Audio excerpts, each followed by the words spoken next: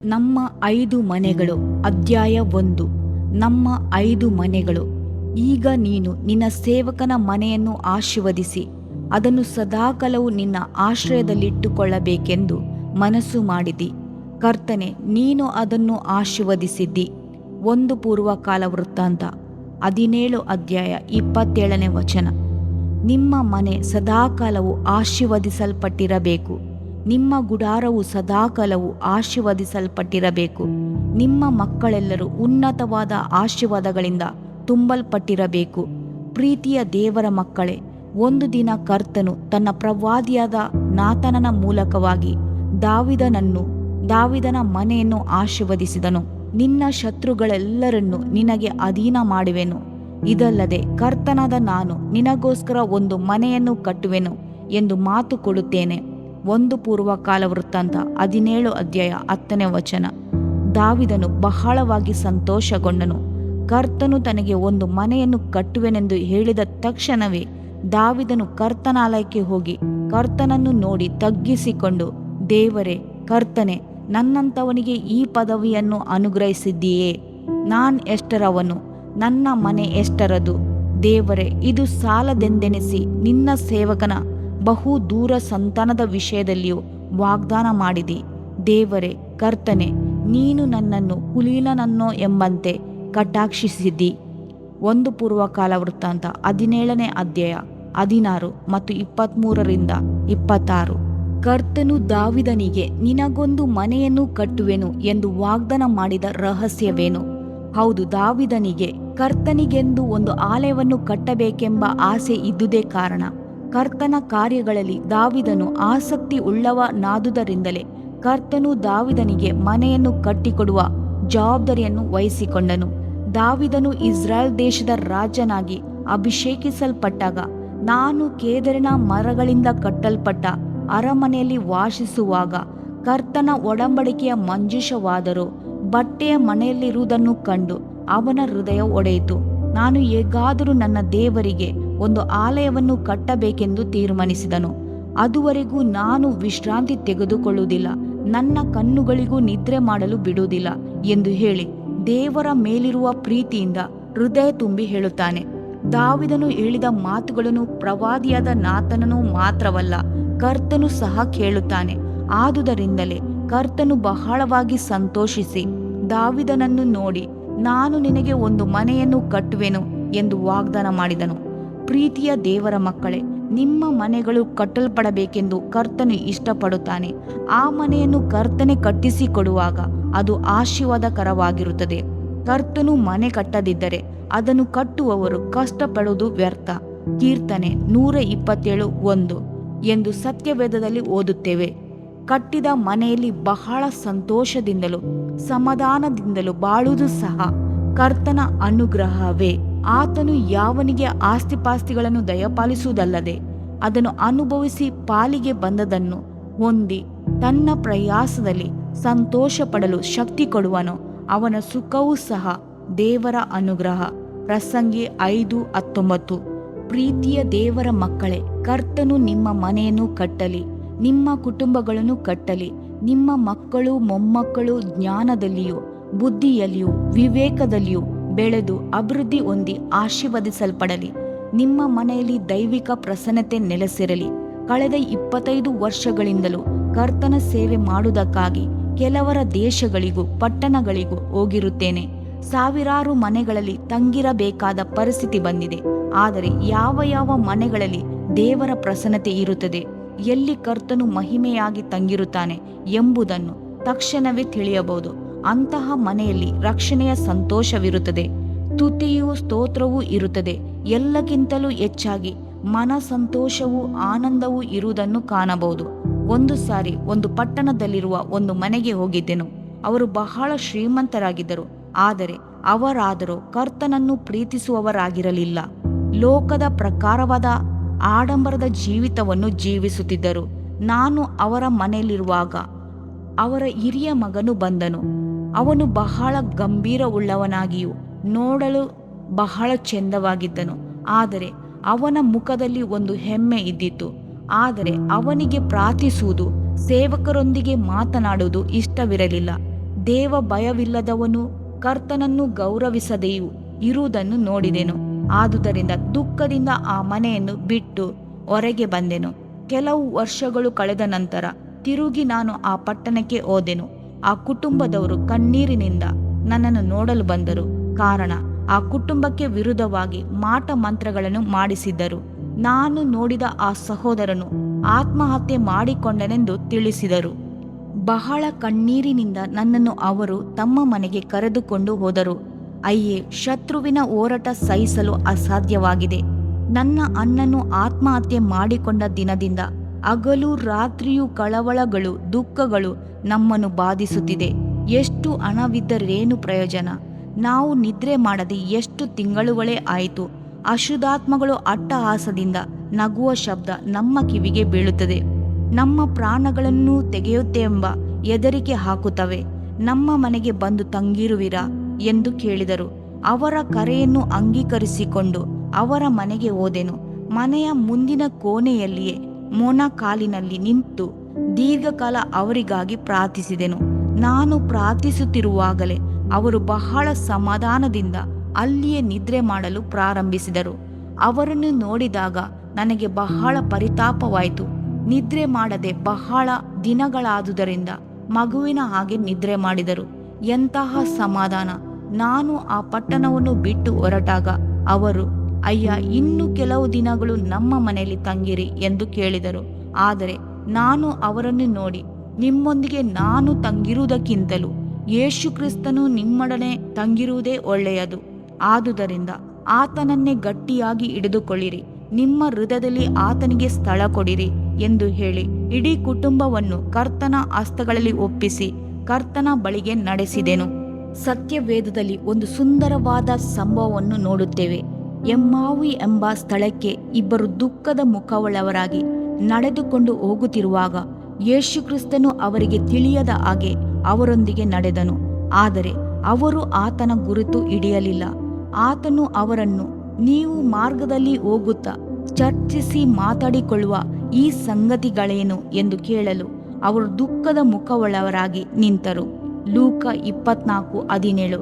ಕೊನೆಯಲ್ಲಿ ಎಮ್ಮಾವು ಎಂಬ ಹಳ್ಳಿ ಹತ್ತಿರ ಬರುತ್ತಿರುವಾಗ ಯೇಸು ಕ್ರಿಸ್ತನನ್ನು ಅವರು ಪ್ರೀತಿಯಿಂದ ನೋಡಿ, ನಮ್ಮ ಸಂಗಡ ಇರು, ಸಂಜೆಯಾಯಿತು, ಹೊತ್ತು ಇಳಿಯುತ್ತಾ ಬಂತು ಎಂದು ಆತನಿಗೆ ಹೇಳಿ ಬಲವಂತ ಮಾಡಲು ಅವರೊಂದಿಗೆ ಇರುವುದಕ್ಕೆ ಊರೊಳಕ್ಕೆ ಹೋದನು. ಲೂಕ 24:29. ಪ್ರೀತಿಯುಳ್ಳ ದೇವರ ಮಕ್ಕಳೇ, ಯೇಸು ಕ್ರಿಸ್ತನು ನಿಮ್ಮ ಮನೆಯಲ್ಲಿಯೂ ಕುಟುಂಬದಲ್ಲಿಯೂ ಮಕ್ಕಳ ಮಧ್ಯದಲ್ಲಿಯೂ ತಂಗಿರಲಿ. ಗಾಳಿಯನ್ನು ಸಮುದ್ರವನ್ನು ಗದರಿಸಿ ಶಾಂತಗೊಳಿಸಿದವನು, ಕುಟುಂಬದಲ್ಲಿರುವ ಎಲ್ಲಾ ಸಮಸ್ಯೆಗಳನ್ನು ಹೋರಾಟಗಳನ್ನು ಗದರಿಸಿ ಸಮಾಧಾನವನ್ನುಂಟು ಮಾಡುವನು. ಆತನು ಆಜ್ಞೆ ಮಾಡುವಾಗ ಸಮುದ್ರವು ಗಾಳಿಯು ಶಾಂತವಾಗಲೇಬೇಕು. ದೇವರ ಮಕ್ಕಳೇ, ನಿಮ್ಮ ಮನೆಯ ಸ್ಥಿತಿ ಹೇಗಿದೆ? ಯೇಸು ನಿಮ್ಮೊಡನೆ ತಂಗಿರುವುದೇ ಒಂದು ಉನ್ನತವಾದ ಸಂತೋಷ. ಅವನು ಮರೆಯಾಗಿರುವ ಅತಿಥಿಯಾಗಿ ಯಾವಾಗಲೂ ನಿಮ್ಮೊಂದಿಗೆ ಇರುವನು. ಯುಗದ ಸಮಾಪ್ತಿಯವರೆಗೂ ಎಲ್ಲಾ ದಿವಸ ನಿಮ್ಮ ಸಂಗಡ ಇರುತ್ತಾನೆ. ಮತ್ತಾಯ 28:20. ನಿಮ್ಮ ಮನೆಯನ್ನು ಕರ್ತನಿಗೆಂದು ಪ್ರತಿಷ್ಠೆಪಡಿಸಿರಿ. ನಿಮ್ಮ ಮನೆ ಪ್ರಾರ್ಥನಾ ಮನೆಯಾಗಿರಲಿ. ರಕ್ಷಣೆಯ ಗಂಭೀರತೆ ಶಬ್ದವುಳ್ಳ ಕುಟುಂಬವಾಗಿ ನಿಮ್ಮ ಮನೆಯು ಕಾಣಲ್ಪಡಲಿ.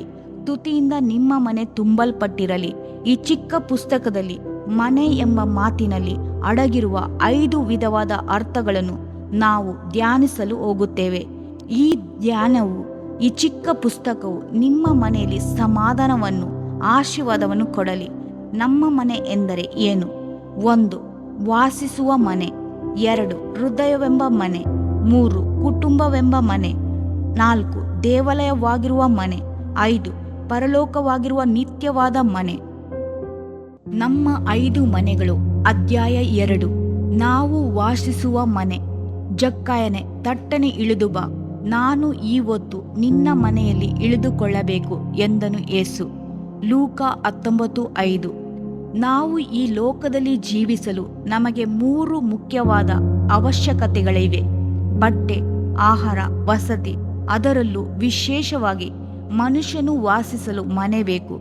ನಮಗೆ ಪ್ರತಿಯೊಬ್ಬರಿಗೂ ತಂಗುವುದಕ್ಕೆ ಮನೆ ಅವಶ್ಯಕವಾಗಿ ಬೇಕೆಂಬುದನ್ನು ನಾವು ತಿಳಿದಿದ್ದೇವೆ. ನಾನು ಕಾಲೇಜಿನಲ್ಲಿ ಪದವಿ ಪರೀಕ್ಷೆ ಮುಗಿಸಿ ಚೆನ್ನೈಗೆ ಬಂದಾಗ ತಂಗುವುದಕ್ಕೆ ಸರಿಯಾದ ಸ್ಥಳವಿಲ್ಲದೆ ಬಹಳ ಕಷ್ಟಪಟ್ಟೆನು. ಕೆಲವು ವರ್ಷಗಳು ಹುಡುಗರು ಇರುವಂಥ ವಸತಿ ಗೃಹದಲ್ಲಿ ತಂಗಿರುತ್ತಿದ್ದೆನು. ಇನ್ನು ಕೆಲವು ವರ್ಷಗಳು ನನ್ನ ತಾಯಿ ತಂಗಿಯರೊಂದಿಗೆ ಬಾಡಿಗೆ ಮನೆಯಲ್ಲಿ ವಾಸಿಸುತ್ತಿದ್ದೆನು. ಕೆಲವು ಮನೆಗಳ ಜನರು ಒಳ್ಳೆಯವರಾಗಿರುತ್ತಿದ್ದರು, ಆದರೆ ಇನ್ನು ಕೆಲವರು ಬಹಳ ಕ್ರೂರಿಗಳಾಗಿರುತ್ತಿದ್ದರು, ತಪ್ಪು ಹೊರಿಸುವವರಾಗಿದ್ದರು. ಯಾವ ಮನೆಯೇ ಆದರೂ, ಚಿಕ್ಕ ಮನೆಯಾದರೂ, ಸ್ವಂತ ಮನೆ ಇರುವುದು ಎಷ್ಟೊಂದು ಆಶೀರ್ವಾದಕರವಾಗಿರುತ್ತದೆ. ಸತ್ಯವೇದವನ್ನು ಓದುವಾಗ ಮೊಟ್ಟ ಮೊದಲನೇದಾಗಿ ಮನೆ ಮಾತ್ರವಲ್ಲ, ಪಟ್ಟಣವನ್ನೇ ಕಟ್ಟಿದ ಒಬ್ಬ ಮನುಷ್ಯನನ್ನು ಕುರಿತು ಆದಿಕಾಂಡ 4:17 ಓದುತ್ತೇವೆ. ಅವನ ಹೆಸರು ಅನೋಕನು.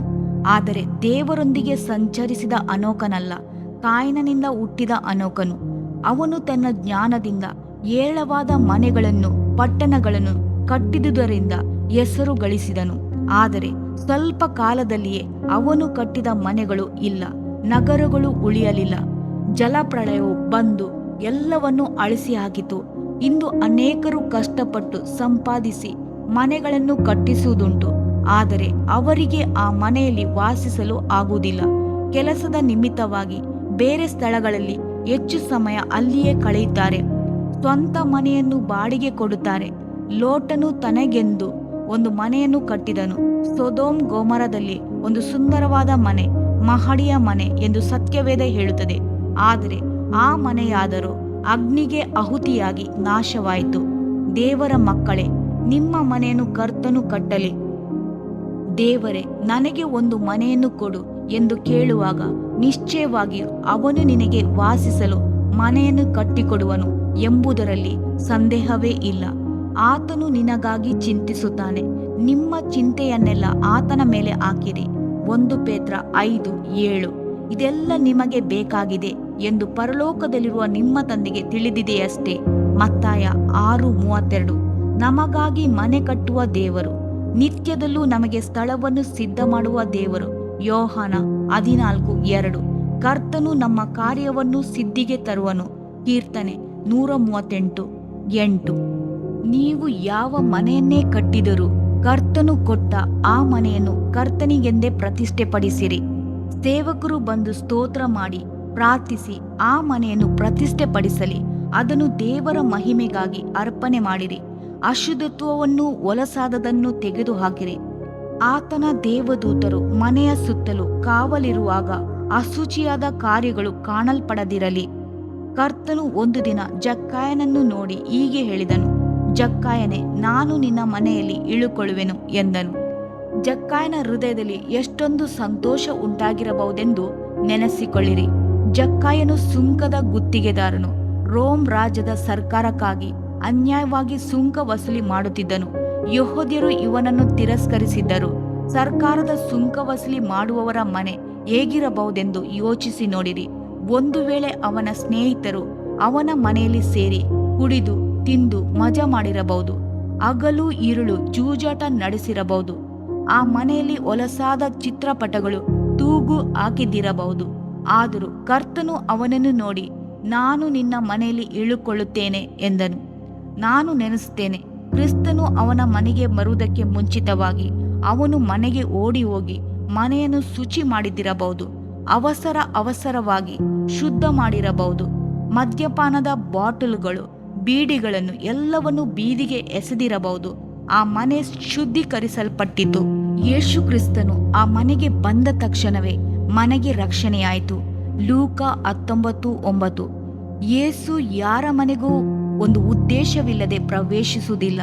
ಕರ್ತನು ಒಂದು ಮನೆಗೆ ಬರುತ್ತಾನೆಂದರೆ ಅಲ್ಲಿ ಆತನು ಮಾಡುವ ಒಂದು ಅದ್ಭುತ ಕಾರ್ಯ ಉಂಟು.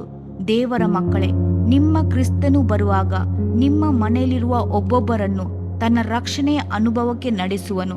ನಿನ್ನ ಮನೆಯಲ್ಲಿ ರಕ್ಷಣೆಯ ಸಂತೋಷ ಬರುತ್ತದೆ. ಉತ್ಸವ ಧ್ವನಿಯು, ಜಯಘೋಷವು ನೀತಿವಂತರ ಗುಡಾರಗಳಲ್ಲಿವೆ. ಕೀರ್ತನೆ 118:15 ಎಂದು ದೇವರ ವಾಕ್ಯವು ಹೇಳುತ್ತದೆ. ಕರ್ತನಾದ ಯೇಸುವಿನ ಮೇಲೆ ನಂಬಿಕೆಯಿಡು, ಆಗ ನೀನು ರಕ್ಷಣೆ ಹೊಂದುವಿ, ನಿನ್ನ ಮನೆಯವರು ರಕ್ಷಣೆ ಹೊಂದುವರು ಎಂದು ಅಪೊಸ್ತಲರ ಕೃತ್ಯಗಳು 16:31 ಓದುತ್ತೇವೆ. ಯೇಸು ಕ್ರಿಸ್ತನು ಸಭಾಮಂದಿರದ ಅಧಿಕಾರಿಯ ಮನೆಗೆ ಬಂದು ಅಳುವವರನ್ನು ಕಂಡು ಒಳಗೆ ಹೋಗಿ, ನೀವು ಅಳುವುದು ಯಾಕೆ? ಹುಡುಗಿ ಸತ್ತಿಲ್ಲ, ನಿದ್ರೆ ಮಾಡುತ್ತಾಳೆ ಎಂದನು. ಮಾರ್ಕ 5:38 ಮತ್ತು 39. ಪ್ರೀತಿಯುಳ್ಳ ದೇವರ ಮಕ್ಕಳೇ, ಯೇಸು ನಿಮ್ಮ ಮನೆಗೆ ಬರುವಾಗ ನಿಶ್ಚಯವಾಗಿ ನಿಮ್ಮ ಕಣ್ಣೀರು, ಸಮಸ್ಯೆ, ಹೋರಾಟಗಳು ಎಲ್ಲವನ್ನೂ ಮಾರ್ಪಡಿಸುವನು. ಅದ್ಭುತಗಳನ್ನು ಮಾಡುವನು. ನಿಮ್ಮ ದುಃಖವನ್ನು ಸಂತೋಷವಾಗಿ ಮಾರ್ಪಡಿಸುವನು. ಯಾಯಿರನ ಮಗಳ ಕೈ ಹಿಡಿದು, ಅಮ್ಮಣಿ ಎದ್ದೇಳು ಎಂದನು. ತಕ್ಷಣ ಅವಳು ನಿದ್ರೆಯಿಂದ ಎಚ್ಚೆತ್ತು ಎದ್ದೇಳುವ ಹಾಗೆ ಎದ್ದಳು. ಅವರ ದುಃಖವು ಸಂತೋಷವಾಗಿ ಮಾರ್ಪಟ್ಟಿತು. ಯೇಸು ಇನ್ನೊಂದು ಮನೆಗೆ ಹೋದನು. ಅಲ್ಲಿ ಪೇತ್ರನ ಅತ್ತೆ ಜ್ವರದಿಂದ ಬಿದ್ದಿರುವುದನ್ನು ಕೇಳಿ ಬಹಳ ಅಕ್ಕರೆ ಉಳ್ಳವನಾಗಿ ಕರುಣೆಯಿಂದ ಕರ್ತನು ಪೇತ್ರನ ಅತ್ತೆಯನ್ನು ವಿಚಾರಿಸಿ ಎಬ್ಬಿಸಿದನು. ಆಗ ಜ್ವರವು ಆಕೆಯನ್ನು ಬಿಟ್ಟು ಹೋಯಿತು, ಗುಣ ಹೊಂದಿದಳು. ಯೇಸು ಇನ್ನೊಂದು ಮನೆಗೆ ಹೋದನು. ಮನೆಯಲ್ಲಿ ತುಂಬ ಜನರಿದ್ದರು. ಒಬ್ಬ ಪಾರ್ಶ್ವವಾಯು ರೋಗಿಯನ್ನು ಮನೆಯೊಳಗೆ ತರಲು ಪ್ರಯತ್ನಿಸಿದರು, ಆದರೆ ಆಗಲಿಲ್ಲ. ಮನೆಯ ಯಜಮಾನನು ಮಾಡಿದುದೇನು? ಮನೆಯ ಮೇಲ್ಛಾವಣಿಯನ್ನು ತೆಗೆದು ಆ ರೋಗಿಯನ್ನು ಒಳಗೆ ಇಳಿಸಲು ಅನುಮತಿಸಿದನು.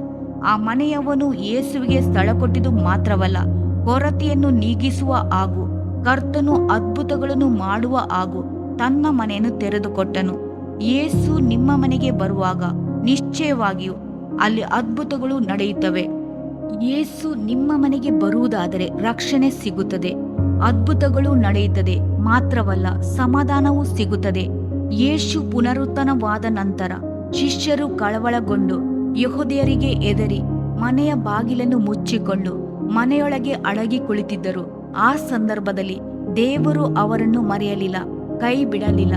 ಭಯದಿಂದಲೂ ನಡುಕದಿಂದಲೂ ಕೂಡಿದ ಶಿಷ್ಯರ ಮಧ್ಯದಲ್ಲಿ ಯೇಸು ಬಂದು ನಡುವೆ ನಿಂತು, ನಿಮಗೆ ಸಮಾಧಾನವಾಗಲಿ ಎಂದನು. ಯೋಹನ 20:19. ಹೌದು, ಸಮಾಧಾನದ ಪ್ರಭು ದೈವಿಕ ಸಮಾಧಾನವನ್ನು ನಿಮಗೆ ಕೊಡುತ್ತಾನೆ. ಲೋಕದಲ್ಲಿ ನಿಮಗೆ ಸಂಕಟ ಉಂಟು, ಉಪದ್ರವಗಳುಂಟು, ಹೋರಾಟಗಳು ಉಂಟು, ಆದರೆ ದೃಢಚಿತ್ತರಾಗಿರಿ. ಲೋಕವನ್ನು ಜಯಿಸಲು ಯೇಸು ಸಮಾಧಾನವನ್ನು ಕೊಡುತ್ತಾನೆ. ನಿಮ್ಮ ಮನೆಯು ಸಮಾಧಾನದಿಂದ ತುಂಬಿರಲಿ.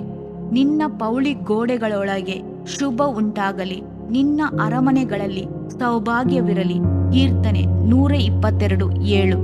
ಕೆಲವು ವರ್ಷಗಳ ಹಿಂದೆ ನಾನು ಮೊದಲನೇ ಸಾರಿ ಡಾಕ್ಟರ್ ಜೀವಾನಂದ ಅವರ ಮನೆಗೆ ಹೋಗಿದ್ದಾಗ ಅವರ ಮನೆಯಲ್ಲಿ ಒಂದು ವಾಕ್ಯವನ್ನು ಬರೆದು ತೂಗು ಹಾಕಿರುವುದನ್ನು ನೋಡಿದೆನು.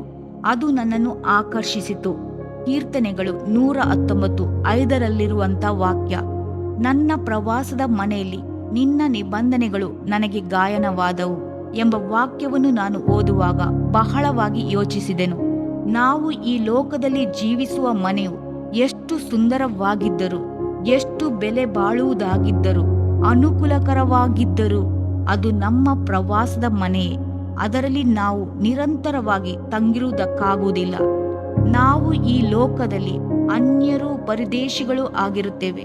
ಈ ಲೋಕವು ನಮಗೆ ನಿರಂತರವಾದ ಸ್ಥಳವಲ್ಲ. 100 ವರ್ಷಗಳ ಹಿಂದೆ ಇದ್ದವರನ್ನು ಈಗ ಕಾಣಲಾರೆವು. ಎಲ್ಲರೂ ಪರದೇಶಿಗಳಾಗಿ ಜೀವಿಸಿ ತಮ್ಮ ಈ ಲೋಕದ ಪ್ರಯಾಣವನ್ನು ಮುಗಿಸಿ ಹೋಗಿರುತ್ತಾರೆ. ಆದರೆ ಪರದೇಶಿಗಳಾಗಿ ಈ ಲೋಕಕ್ಕೆ ಬಂದ ನಮಗೆ ಮನೆ ಮಠಗಳನ್ನು ಕಟ್ಟಿಸಿಕೊಡುವ ದೇವರನ್ನು ಘನಪಡಿಸಿ ಆತನನ್ನು ನಮ್ಮ ಮನೆಗೆ ಬಂದು ತಂಗುವಂತೆ ಕರೆಯುವಾಗ ಆತನ ವಾಗ್ದಾನಗಳೆಲ್ಲವೂ ನಮಗೆ ಗೀತೆಗಳಾಗಿ ಮಾರ್ಪಡುತ್ತವೆ. ಯೇಸು ನಮ್ಮ ಜೊತೆಯಲ್ಲಿ ತಂಗಿರುವಾಗ ಅಲ್ಲಿ ರಕ್ಷಣೆ ಸಿಗುತ್ತದೆ, ಅದ್ಭುತಗಳು ನಡೆಯುತ್ತವೆ, ಸಮಾಧಾನ ಬರುತ್ತದೆ. ಜಕ್ಕಯ್ಯನ ಮನೆಗೆ ರಕ್ಷಣೆ, ಯಾಯನ ಮನೆಯಲ್ಲಿ ಅದ್ಭುತಗಳು ನಡೆಯಿತು. ಭಯದಿಂದ ನಡುಗುತ್ತಿದ್ದ ಶಿಷ್ಯರ ಮನೆಯಲ್ಲಿಯೂ ಅವರ ಹೃದಯದಲ್ಲಿಯೂ ಸಮಾಧಾನವು ಬಂದಿತು. ಪ್ರೀತಿಯ ದೇವರ ಮಕ್ಕಳೇ, ಅದು ಮಾತ್ರವಲ್ಲ, ನಿಮಗೆ ಸುರಕ್ಷತೆ ಬೇಕು. ಅಂದು ಇಸ್ರಾಯೇಲ್ ಜನರನ್ನು ಕಾಪಾಡುವುದಕ್ಕಾಗಿ ಪಸ್ಕದ ಕುರಿಮರಿಯನ್ನು ಕೊಯ್ದು ಅದರ ರಕ್ತವನ್ನು ಮನೆ ಬಾಗಿಲಿನ ನಿಲುವು ಪಟ್ಟಿಗಳಿಗೆ ಹಚ್ಚಿದರು. ಹಾಗೆಯೇ ಈಗಲೂ ನಿಮ್ಮ ಮನೆಯನ್ನು ಸಂಪೂರ್ಣವಾಗಿ ಕ್ರಿಸ್ತನ ಆಳ್ವಿಕೆಗೂ ಆತನ ರಕ್ತದ ಕೋಟೆಯೊಳಗೂ ತೆಗೆದುಕೊಂಡು ಬನ್ನಿರಿ. ಉನ್ನತವಾದ ಆತನ ನೆರಳಲ್ಲಿ ಸರ್ವಶಕ್ತನಾದ ದೇವರ ರೆಕ್ಕೆಯ ಕೆಳಗೆ ನಿಮ್ಮನ್ನು ಕಾಪಾಡಿಕೊಳ್ಳಿರಿ. ಆಗ ಕರ್ತನು ನಿಮಗೆ ಆಶ್ರಯ ದುರ್ಗವಾಗಿಯೂ ಬಲವಾಗಿಯೂ ಆಪತ್ಕಾಲದಲ್ಲಿ ವಿಶೇಷ ಸಹಾಯಕನೂ ಆಗಿರುತ್ತಾನೆ. ಯೇಸು ಕ್ರಿಸ್ತನು ಒಬ್ಬನ ಮನೆಗೆ ಬಂದು ತಂಗುವುದಾದರೆ ಅವನ ಹೃದಯದಲ್ಲಿ ಒಂದು ಮನ ತೃಪ್ತಿ, ಒಂದು ದೊಡ್ಡ ಸಂತೋಷ, ಉತ್ಸವ ಯಾವಾಗಲೂ ತುಂಬಿರುತ್ತದೆ. ಸಂತೋಷದಿಂದಲೂ ದೈವಿಕ ಪ್ರೀತಿಯಿಂದಲೂ ಆತನನ್ನು ನಿಮ್ಮ ಮನೆ ತುಂಬಲ್ಪಡಲು ಒಪ್ಪಿಸಿಕೊಡಿರಿ. ಕರ್ತನು ನಿಮ್ಮ ಮನೆಯನ್ನು ಆಶೀರ್ವದಿಸಲಿ. ನಮ್ಮ 5 ಮನೆಗಳು. ಅಧ್ಯಾಯ 3. ನಿಮ್ಮ ಹೃದಯವೆಂಬ ಮನೆ. ಕಂದ, ನನ್ನ ಕಡೆಗೆ ಮನಸ್ಸು ಕೊಡು. ಜ್ಞಾನೋಕ್ತಿ 23:26. ದೇವರು ಆತ್ಮನಾಗಿರುವ ಹಾಗೆಯೇ ಮನುಷ್ಯನು ಆತ್ಮವಾಗಿಯೇ ಇದ್ದಾನೆ. ಅವನು ಭೂಮಿಯಲ್ಲಿ ಜೀವಿಸುವ ದಿನಗಳೆಲ್ಲ ಶರೀರದಲ್ಲಿ ಜೀವಿಸುತ್ತಾನೆ. ಶರೀರವೂ ಕೂಡ ವಾಸಿಸುವ ಒಂದು ಮನೆಯಾಗಿರುತ್ತದೆ. ಅವನ ಮನೆಯ ಒಳಭಾಗವೇ ಅವನ ಆತ್ಮವಾಗಿದೆ. ದೇವರು ಮನುಷ್ಯನನ್ನು ಸೃಷ್ಟಿಸುವಾಗಲೇ ಮನುಷ್ಯನೊಂದಿಗೆ ಅವನ ಹೃದಯದಲ್ಲಿ ವಾಸಿಸಬೇಕೆಂಬ ಉದ್ದೇಶದಿಂದಲೇ ಅವನನ್ನು ಸೃಷ್ಟಿಸಿದನು. ಪ್ರತಿದಿನವೂ ಹಗಲಿನ ತಂಪಾದ ಸಮಯದಲ್ಲಿ ಏದೆನ್ ತೋಟದಲ್ಲಿ ಇಳಿದು ಬಂದು ಮನುಷ್ಯನೊಂದಿಗೆ ಸಂಚರಿಸುತ್ತಿದ್ದನು. ಮನುಷ್ಯನ ಹೃದಯವೆಲ್ಲ ದೇವರ ಮಹಿಮೆಯಿಂದಲೂ ಬೆಳಕಿನಿಂದಲೂ ತುಂಬಲ್ಪಟ್ಟಿತ್ತು. ಆ ಮನುಷ್ಯನು ಪಾಪ ಮಾಡಿದಾಗ ಮನುಷ್ಯನ ಮೇಲಿನ ಆಳ್ವಿಕೆ ಶೈತಾನನಿಗೆ ಬಂದಿತು. ಶೈತಾನನು ಅವನ ಹೃದಯದೊಳಗೆ ಬಂದು ವಾಸಿಸಲು ಆರಂಭಿಸಿದನು. ದೇವರ ಮಹಿಮೆ ಅವನಿಂದ ಅಗಲಿಸಲ್ಪಟ್ಟಿತು. ಹೃದಯದಲ್ಲಿ ಕತ್ತಲೆಯು ಆವರಿಸಿಕೊಂಡಿತು. ಈಗಲೂ ಯಾರು ಅಶುದ್ಧಾತ್ಮಗಳಿಗೆ ಸ್ಥಳ ಕೊಡುತ್ತಾರೋ ಅವರ ಹೃದಯಗಳಲ್ಲಿ ಶೈತಾನನು ವಾಸಿಸುವುದನ್ನು ನಾವು ಕಾಣಬಹುದು. ಯೇಸು ಕ್ರಿಸ್ತನು ಈ ಭೂಮಿಗೆ ಬಂದ ದಿನಗಳಲ್ಲಿ ಒಬ್ಬ ಮನುಷ್ಯನಲ್ಲಿ ಅಶುದ್ಧಾತ್ಮಗಳ ದಂಡೆ ವಾಸವಾಗಿದ್ದಿತು ಎಂದು ಸತ್ಯವೇದದಲ್ಲಿ ಓದಬಹುದು. ನಾವು ಅನೇಕರಾಗಿರುವ ಪ್ರಕಾರವೇ ದಂಡು ಲೆಹಿಯೋನ್ ಎಂಬ ಅಶುದ್ಧ ಆತ್ಮಗಳು ಹೇಳಿದವು. ಲೆಹಿಯೋನ್ ಎಂದರೆ 6,000 ಜನರಿಂದ ಕೂಡಿರುವ ದಂಡು ಎಂಬರ್ಥ. ಹೌದು, ಅಶುದ್ಧ ಆತ್ಮಗಳು ಕೂಡ ಮನುಷ್ಯನ ಹೃದಯದಲ್ಲಿ ವಾಸಿಸಲು ಇಚ್ಛಿಸುತ್ತದೆ. ಪರಲೋಕದಲ್ಲಿ ದೇವರ ಮನೆ ಇದ್ದರೂ ಮನುಷ್ಯನನ್ನು ತನ್ನ ಸ್ವರೂಪದಲ್ಲಿಯೇ ಸೃಷ್ಟಿಸಿದುದರಿಂದ ಯಾವಾಗಲೂ ಮನುಷ್ಯನನ್ನು ಕುರಿತಾಗಿ ಕರ್ತನಿಗೆ ಒಂದು ಉದ್ದೇಶವಿದೆ. ಆದುದರಿಂದಲೇ ಕರ್ತನು ಮೋಶೆಯನ್ನು ನೋಡಿ, ನಾನು ನನ್ನ ಜನರ ಮಧ್ಯದಲ್ಲಿ ವಾಸಿಸಲು ಒಂದು ವಾಸಸ್ಥಳವನ್ನು ಏರ್ಪಡಿಸು ಎಂದು ಹೇಳಿದನು. ಹಾಗೆಯೇ ಮೋಶೆಯು ದೇವದರ್ಶನದ ಗುಡಾರವನ್ನು ಮಾಡಿದಾಗ ಅದರಲ್ಲಿರುವ ಮಹಾಪರಿಶುದ್ಧ ಸ್ಥಳದಲ್ಲಿ ತನ್ನ ಶಕ್ತಿಯುತವಾದ ಮಹಿಮೆಯಿಂದ ಬಂದು ವಾಸಿಸಿದನು. ಹಾಗೆ ಸೊಲೊಮೋನನು ಕರ್ತನಿಗೆಂದು ಆಲಯವನ್ನು ಕಟ್ಟಿ ಪ್ರತಿಷ್ಠೆ ಮಾಡಿದಾಗ ದೇವರ ತೇಜಸ್ಸಿನ ಮಹಿಮೆಯು ಆಲಯದಲ್ಲಿ ತುಂಬಿಕೊಂಡಿತು. ಆದರೆ ಇಂದು ಕರ್ತನು ನಮ್ಮ ಹೃದಯದಲ್ಲಿ ವಾಸಿಸಲು ಇಷ್ಟಪಡುತ್ತಾನೆ. ಆತನು ಬಲವಂತವಾಗಿ ನಿಮ್ಮೊಳಗೆ ಬರುವುದಿಲ್ಲ, ನಾವೇ ಆತನನ್ನು ಕರೆಯಬೇಕು. ಆತನು ನಿಮ್ಮೊಳಗೆ ಬಂದು ವಾಸಿಸುವುದಕ್ಕೆ ನಿಮ್ಮ ಹೃದಯವನ್ನು ತೆರೆದುಕೊಡುವಿರಾ? ಇಗೋ, ಬಾಗಿಲಲ್ಲಿ ನಿಂತುಕೊಂಡು ತಟ್ಟುತ್ತಾ ಇದ್ದೇನೆ. ಯಾವನಾದರೂ ನನ್ನ ಶಬ್ದವನ್ನು ಕೇಳಿ ಬಾಗಿಲನ್ನು ತೆರೆದರೆ ನಾನು ಒಳಗೆ ಬಂದು ಅವನ ಸಂಗಡ ಊಟ ಮಾಡುವೆನು. ಪ್ರಕಟಣೆ 3:20 ಎಂದು ಪ್ರೀತಿಯಿಂದ ಹೇಳುತ್ತಾನೆ.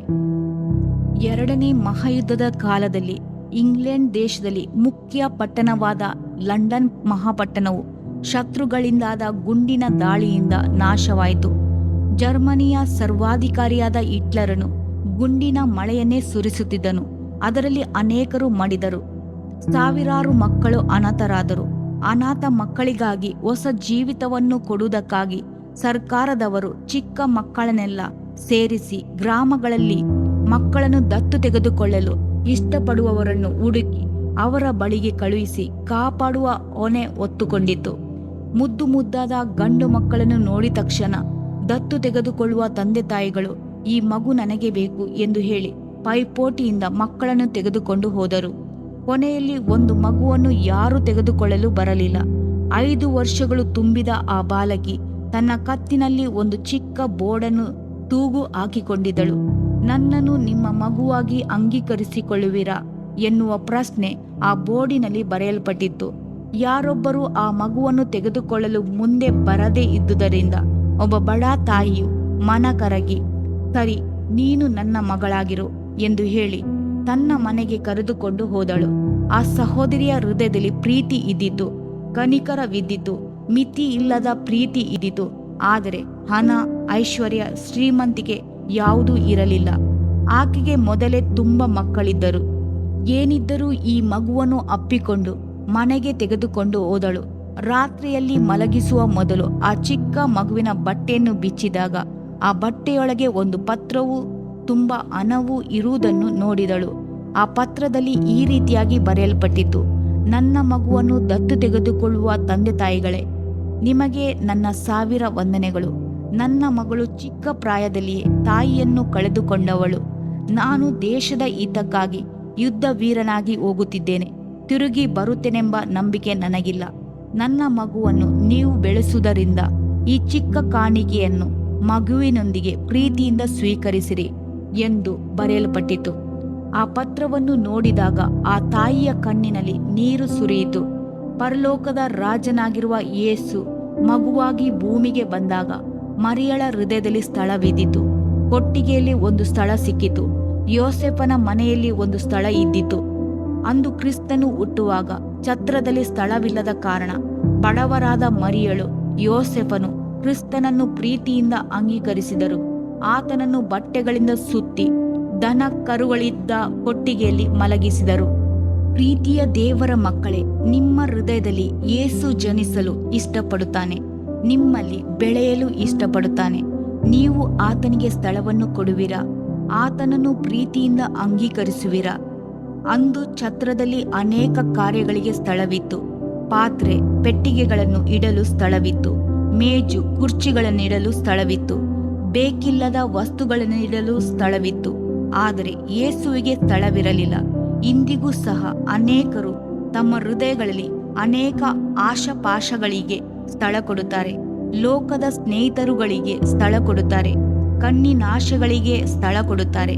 ಆದರೆ ಯೇಸುವಿಗೆ ಸ್ಥಳವಿಲ್ಲ.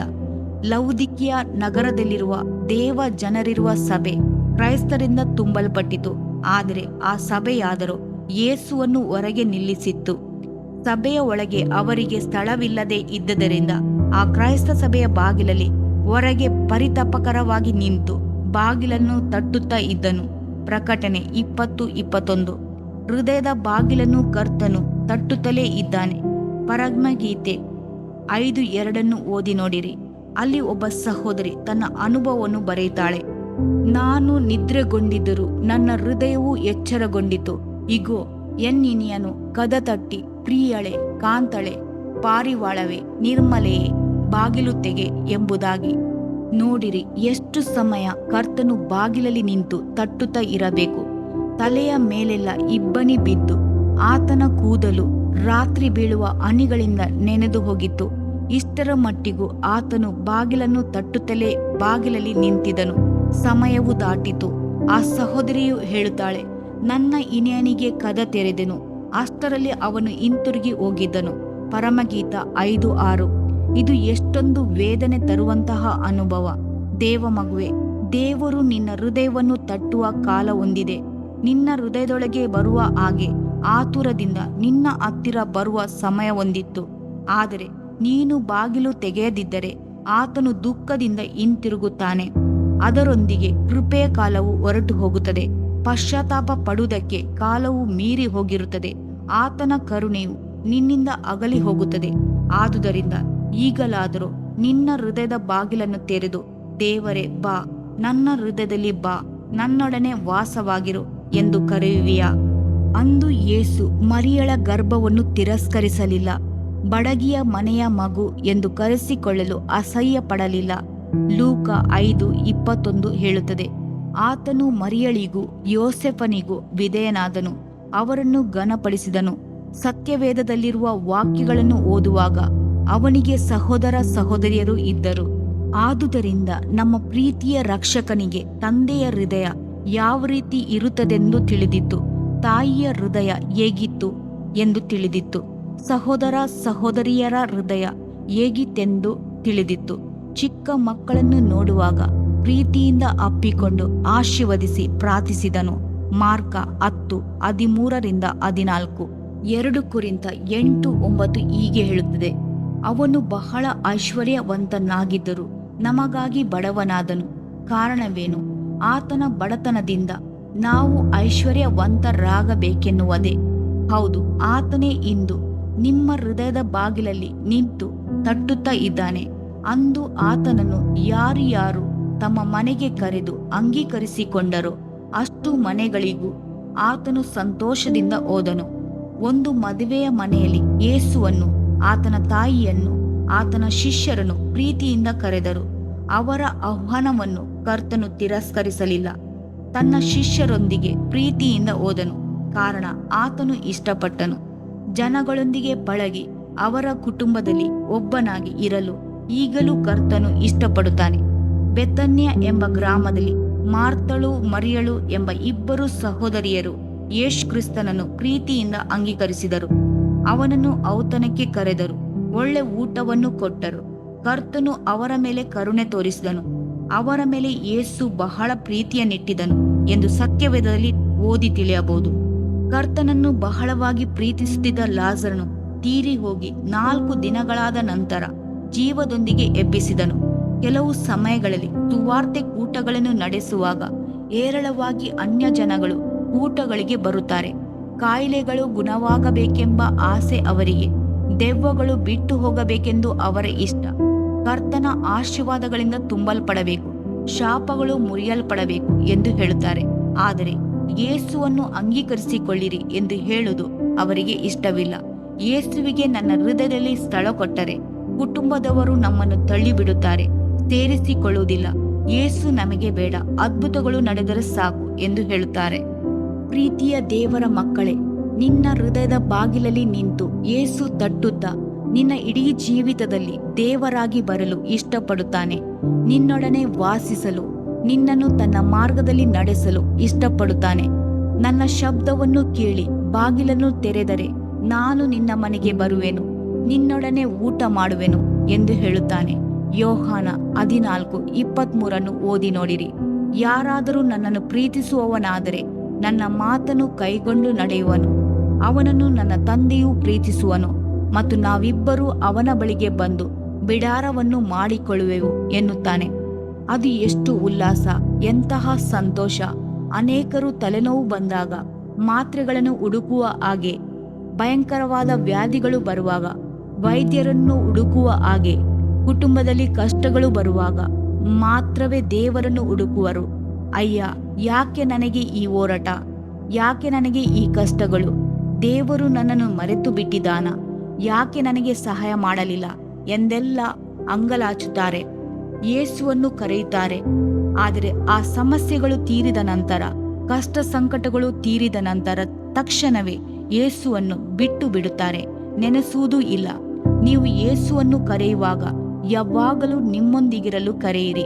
ಯೇಸುವೆ, ನಮ್ಮ ಮನೆಗೆ ಬಾ, ಡೊಂಕಾಗಿರುವವುಗಳನ್ನು ಸರಿ ಮಾಡು, ಹಳ್ಳಕೊಳ್ಳಗಳನ್ನು ಸಮ ಮಾಡು, ಯುಗದ ಸಮಾಪ್ತಿಯವರೆಗೂ ನನ್ನೊಂದಿಗಿರು ಎಂದು ಕೇಳಿಕೊಳ್ಳಿರಿ.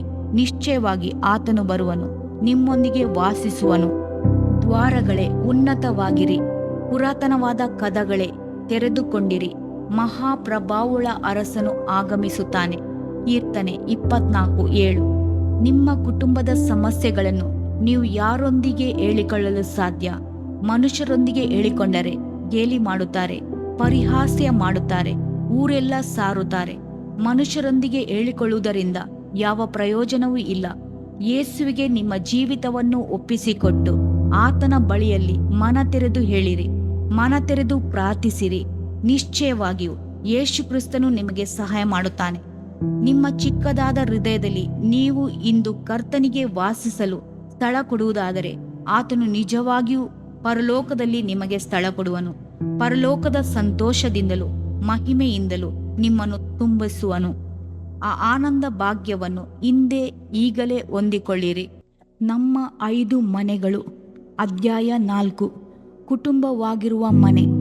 ನಾನು ನನ್ನ ಮನೆಯವರು ಕರ್ತನನ್ನೇ ಸೇವಿಸುವೆವು. ಯೆಹೋಶುವ 24:15. ಮನೆ ಎಂದು ಹೇಳುವಾಗ ಅದು ಕುಟುಂಬವನ್ನು ಸೂಚಿಸುತ್ತದೆ. ಮನೆ ಒಂದು ಕಟ್ಟಡ ಮಾತ್ರವಲ್ಲ, ಅದರಲ್ಲಿ ವಾಸಿಸುವ ಪ್ರತಿಯೊಬ್ಬರನ್ನು ಅದು ಕಾಪಾಡುತ್ತದೆ, ಅವರುಗಳಿಗೆ ಆಶ್ರಯವೂ ಆಗಿರುತ್ತದೆ. ಒಬ್ಬ ಮನುಷ್ಯನಿಂದ ಕುಟುಂಬಗಳನ್ನು ಕಟ್ಟಲು ಸಾಧ್ಯವಿಲ್ಲ, ಕರ್ತನೇ ಕುಟುಂಬಗಳನ್ನು ಕಟ್ಟುತ್ತಾನೆ. ಮನುಷ್ಯನು ಒಂಟಿಗನಾಗಿರುವುದು ಒಳ್ಳೆಯದಲ್ಲ ಎಂದು ಕರ್ತನು ಅವನಿಗೆ ಸರಿ ಬೀಳುವ ಸಹಕಾರಿಯನ್ನು ಕೊಡುವೆನು ಅಂದನು. ಆದಿಕಾಂಡ 2:18. ಮೊದಲನೆಯ ಕುಟುಂಬವಾದ ಆದಮನನ್ನು ಅವ್ವಳನ್ನು ಉಂಟು ಮಾಡಿದನು. ಇಂದಿಗೂ ದೇವರು ಒಬ್ಬಂಟಿಗರನ್ನು ಸಾಂಸಾರಿಕನಾಗುವಂತೆ ಮಾಡುತ್ತಾನೆ. ಕೀರ್ತನೆ 68:6.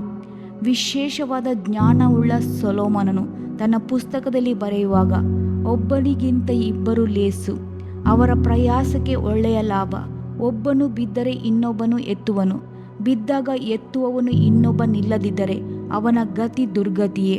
ಪ್ರಸಂಗಿ 4:9-11. ಕುಟುಂಬಕ್ಕೆ ಪ್ರಾಮುಖ್ಯತೆಯನ್ನು ಕೊಡುತ್ತಾನೆ. 3 ಹಗ್ಗಗಳ ಉರಿ ಬೇಗ ಕಿತ್ತು ಹೋಗುವುದಿಲ್ಲ ಎಂದು ಹೇಳುವುದರ ಆಳವಾದ ಅರ್ಥವೇನು? ನನ್ನೊಂದಿಗೆ ಕಾಲೇಜಿನಲ್ಲಿ ಓದುತ್ತಿದ್ದ ಹಿಂದೂ ಸ್ನೇಹಿತರುಗಳು ಜನಿವಾರ ಹಾಕಿಕೊಂಡಿರುವುದನ್ನು ನೋಡಿದ್ದೆನು. ಅದರಲ್ಲಿ 3 ನೂಲುಗಳನ್ನು ಸೇರಿಸುತ್ತಿದ್ದರು. ನಾನು ಅದನ್ನು ನೋಡುವಾಗೆಲ್ಲ ತಂದೆ, ಕುಮಾರ, ಪರಿಶುದ್ಧಾತ್ಮನಿಗೆ ನೆರಳಿನಂತಿರುವುದಲ್ಲ ಎಂದು ಯೋಚಿಸುವುದುಂಟು. ಅವರು ಹಿಂದೂಗಳಾಗಿದ್ದುದರಿಂದ ಒಂದು ವೇಳೆ ತಮ್ಮ ದೇವರಾದ ತ್ರಿಮೂರ್ತಿಗಳನ್ನು ಜ್ಞಾಪಕಕ್ಕೆ ತರುವ ಹಾಗೆ ಅದನ್ನು ಮಾಡಿರಬಹುದು. ಆದರೆ ದೇವರು ಹೇಳುವ 3 ಉರಿಯ ಹಗ್ಗಗಳು ಎಂದರೆ ಗಂಡ, ಹೆಂಡತಿ, ಕರ್ತನು ಎಂಬ 3 ಆಗುತ್ತಾರೆ. ನಾವು ಕರ್ತನ ಪ್ರತಿನಿಧಿಗಳಾಗಿ ಯೇಸು ಕ್ರಿಸ್ತನೊಂದಿಗೆ ಕೂಡಿಕೊಂಡು ಜೀವಿತವನ್ನು ಕಟ್ಟುವಾಗ ಆ ಕುಟುಂಬ ಜೀವಿತವು ಒಡೆದು ಹೋಗುವುದಿಲ್ಲ. ಗಂಡ ಹೆಂಡತಿಯನ್ನು ಒಂದುಗೂಡಿಸುವುದು ಗಂಡನು ಕಟ್ಟುವ ತಾಳಿಯೋ ಕೈಯಲ್ಲಿ ಹಾಕುವ ಉಂಗುರವೋ ಅಲ್ಲ, 3 ಉರಿಯ ಹಗ್ಗವಾದ ಯೇಸುವಿನ ಪ್ರಸನ್ನತೆಯೇ. ಕುಟುಂಬ ಎನ್ನುವುದು ಒಂದು ಚಿಕ್ಕ ಸರ್ಕಾರ. ಇಡೀ ದೇಶದಲ್ಲಿ ಸರ್ಕಾರದಲ್ಲಿ ನಿಮಗೆ ಯಜಮಾನನ ಪದವಿ ಸಿಗುವುದೋ ಇಲ್ಲವೋ, ಆದರೆ ಕುಟುಂಬವನ್ನು ಪ್ರೀತಿಯಿಂದಲೂ ಚೆಂದವಾಗಿಯೂ ನಡೆಸಿಕೊಂಡು ಹೋಗಲು ಯಜಮಾನನ ಪದವಿಯು ಯಜಮಾನಿಯ ಪದವಿಯು ತಾನಾಗಿಯೇ ಸಿಕ್ಕುವುದು. ಈ ಸರ್ಕಾರವು ಸಂತೋಷವಾಗಿಯೂ ಸಮಾಧಾನದಿಂದಲೂ ಇರಬೇಕಾದರೆ ಆ ಕುಟುಂಬವು ದೇವ ಸಮೂಹದೊಂದಿಗೆ ಹೊಂದಿಕೊಂಡು 3 ಹಗ್ಗಗಳು ಎಳೆದುಕೊಂಡಿರುವ ಹಾಗೆ ಹೊಂದಿಕೊಂಡು ಬಾಳುವ ಜೀವಿತವಾಗಿರಬೇಕು.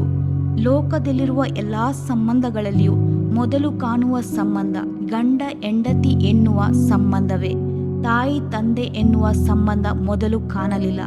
ಗಂಡ ಹೆಂಡತಿ ಎಂಬ ಸಂಬಂಧ ಉಂಟಾದ ನಂತರವೇ ತಂದೆ ತಾಯಿ ಮಕ್ಕಳು ಎಂಬ ಸಂಬಂಧ ಪ್ರಾರಂಭವಾಗುತ್ತದೆ. ಅದಾದ ನಂತರವೇ ಸಹೋದರ ಸಹೋದರಿಗಳ ಸಂಬಂಧ, ನಂತರ ಬಂಧುಗಳು, ಸ್ವಂತದವರು ಎನಿಸಿಕೊಳ್ಳುತ್ತಾರೆ. ಯಾವ ಕುಟುಂಬದಲ್ಲಿ ಗಂಡ ಹೆಂಡತಿ ಇಬ್ಬರೂ ದೇವರ ಭಯಭಕ್ತಿಯುಳ್ಳವರಾಗಿರುತ್ತಾರೋ, ಪ್ರಾರ್ಥಿಸುವವರಾಗಿರುತ್ತಾರೋ, ಕರ್ತನಿಗೆ ಪ್ರಾಮುಖ್ಯತೆಯನ್ನು ಕೊಡುವವರಾಗಿರುತ್ತಾರೋ ಅವರ ಕುಟುಂಬವು ನಿಶ್ಚಯವಾಗಿಯೂ ಆಶೀರ್ವದಿಸಲ್ಪಟ್ಟ ಕುಟುಂಬವಾಗಿರುತ್ತದೆ. ಅನೇಕ ಕುಟುಂಬಗಳಲ್ಲಿ ಆಶೀರ್ವಾದ ಇಲ್ಲದೆ ಹೋಗಲು ಕಾರಣ ಏನೆಂದರೆ ಅವರುಗಳು ದೇವರ ನಿಯಮದ ಹಾಗೆ ತಮ್ಮ ಜೀವಿತಗಳನ್ನು ಆರಿಸಿಕೊಳ್ಳದೆ ಜೀವಿಸುವುದೇ ಆಗಿದೆ. ತಮ್ಮ ಮಾವ, ಅತ್ತೆ, ನಾದಿನಿ, ಸಂಬಂಧಿಕರು ಗಂಡ ಹೆಂಡತಿಯರ ಮಧ್ಯೆ ಪ್ರವೇಶಿಸುವುದಕ್ಕೆ ಅವಕಾಶ ಕೊಡುವುದು ಮತ್ತೊಂದು ಕಾರಣವಾಗಿರುತ್ತದೆ. ಗಂಡ ಹೆಂಡತಿಯರ ಸಂಬಂಧ ದೈವಿಕವಾದದ್ದು. ಗಂಡ ಹೆಂಡತಿಯರ ಸಂಬಂಧವು ನಿಷ್ಕಳಂಕವಾಗಿರಬೇಕು. ಇಬ್ರಿಯ 13:4 ಓದುತ್ತೇವೆ. ಮದುವೆಯು ಅಂದರೆ ದಾಂಪತ್ಯವು ಘನವಾದದೆಂದು ಯಾರ್ಯಾರು ಗಂಭೀರತೆಯಿಂದ ಆ ವಿವಾಹದಿಂದ ಒಂದಾಗುತ್ತಾರೋ ಆ ಕುಟುಂಬದಲ್ಲಿ ದೈವಿಕ ಪ್ರಸನ್ನತೆಯು ಆವರಿಸಿಕೊಳ್ಳುತ್ತದೆ. ಸಂತೋಷವೂ ಸಮಾಧಾನವೂ ಆ ಕುಟುಂಬದಲ್ಲಿ ತುಂಬಿಕೊಳ್ಳುತ್ತದೆ. ಆದಿಯಲ್ಲಿ ಏದೆನ್ ತೋಟದಲ್ಲಿ ಕರ್ತನು ತಾನೇ ಮೊದಲನೆಯ ವಿವಾಹವನ್ನು ನಡೆಸಿದನು. ಆದಮನಿಗೆ ಗಾಢ ನಿದ್ರೆಯನ್ನು ಬರಮಾಡಿ ಆದಮನ ಪಕ್ಕೆಯಿಂದ ಎಲುಬನ್ನು ತೆಗೆದು ಸುಂದರಳಾದ ಅವ್ವಳನ್ನು ಸೃಷ್ಟಿಸಿ ಮದುಮಗಳನ್ನು ಕೈ ಹಿಡಿದು ಕೊಡುವ ವಧುವಿನ ತಂದೆಯಾಗಿ ನನ್ನ ದೇವರೇ ಮುಂದೆ ನಿಂತು ವಿವಾಹ ಕಾರ್ಯವನ್ನು ನಡೆಸಿದನು. ಆದಮನು ತನಗೆ ಜೊತೆಗಾತಿ ಸಿಕ್ಕಿದ ತಕ್ಷಣವೇ ಬಹಳ ಸಂತೋಷಪಟ್ಟನು. ನರನಿಂದ ಉಂಟಾದದರಿಂದ ನಾರಿ ಎಂದು ಆದಮನು ಹೆಸರಿಟ್ಟನು. ಈಕೆಯು ನನ್ನ ಎಲುಬಿನಿಂದ ಬಂದ ಎಲುಬು, ನನ್ನ ಮಾಂಸದಿಂದ ಬಂದ ಮಾಂಸವೂ ಆಗಿರುತ್ತಾಳೆ. ಆದಿಕಾಂಡ 2:23.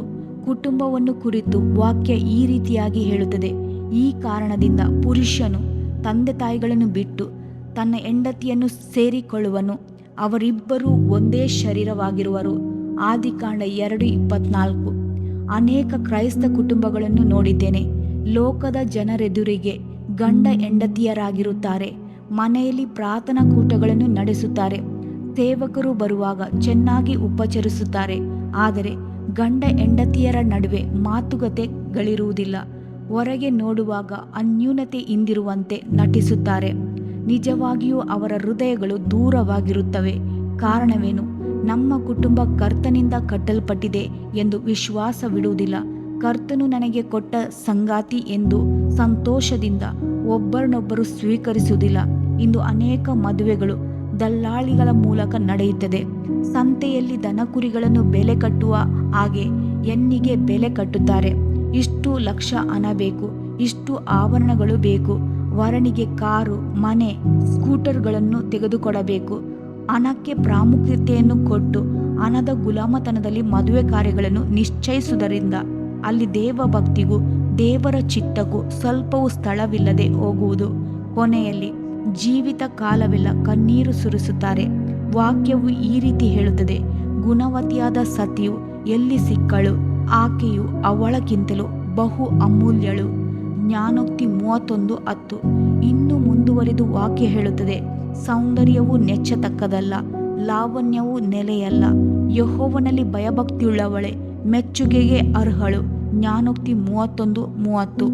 ಉದಾಹರಣೆಯಾಗಿ ಸಾರಳು ಮತ್ತು ಅಬ್ರಹಾಮನಿಗೆ ಇದ್ದ ಸಂಬಂಧವನ್ನು ಕುರಿತು ನೋಡುವಾಗ, ಸಾರಳು ಹಾಗೆಯೇ ಅಬ್ರಹಾಮನಿಗೆ ವಿಧೇಯಳಾಗಿದ್ದು ಅವನನ್ನು ಯಜಮಾನ ಎಂದು ಕರೆದಳು ಎಂದು ಬರೆದಿದೆ. 1 ಪೇತ್ರ 3:6.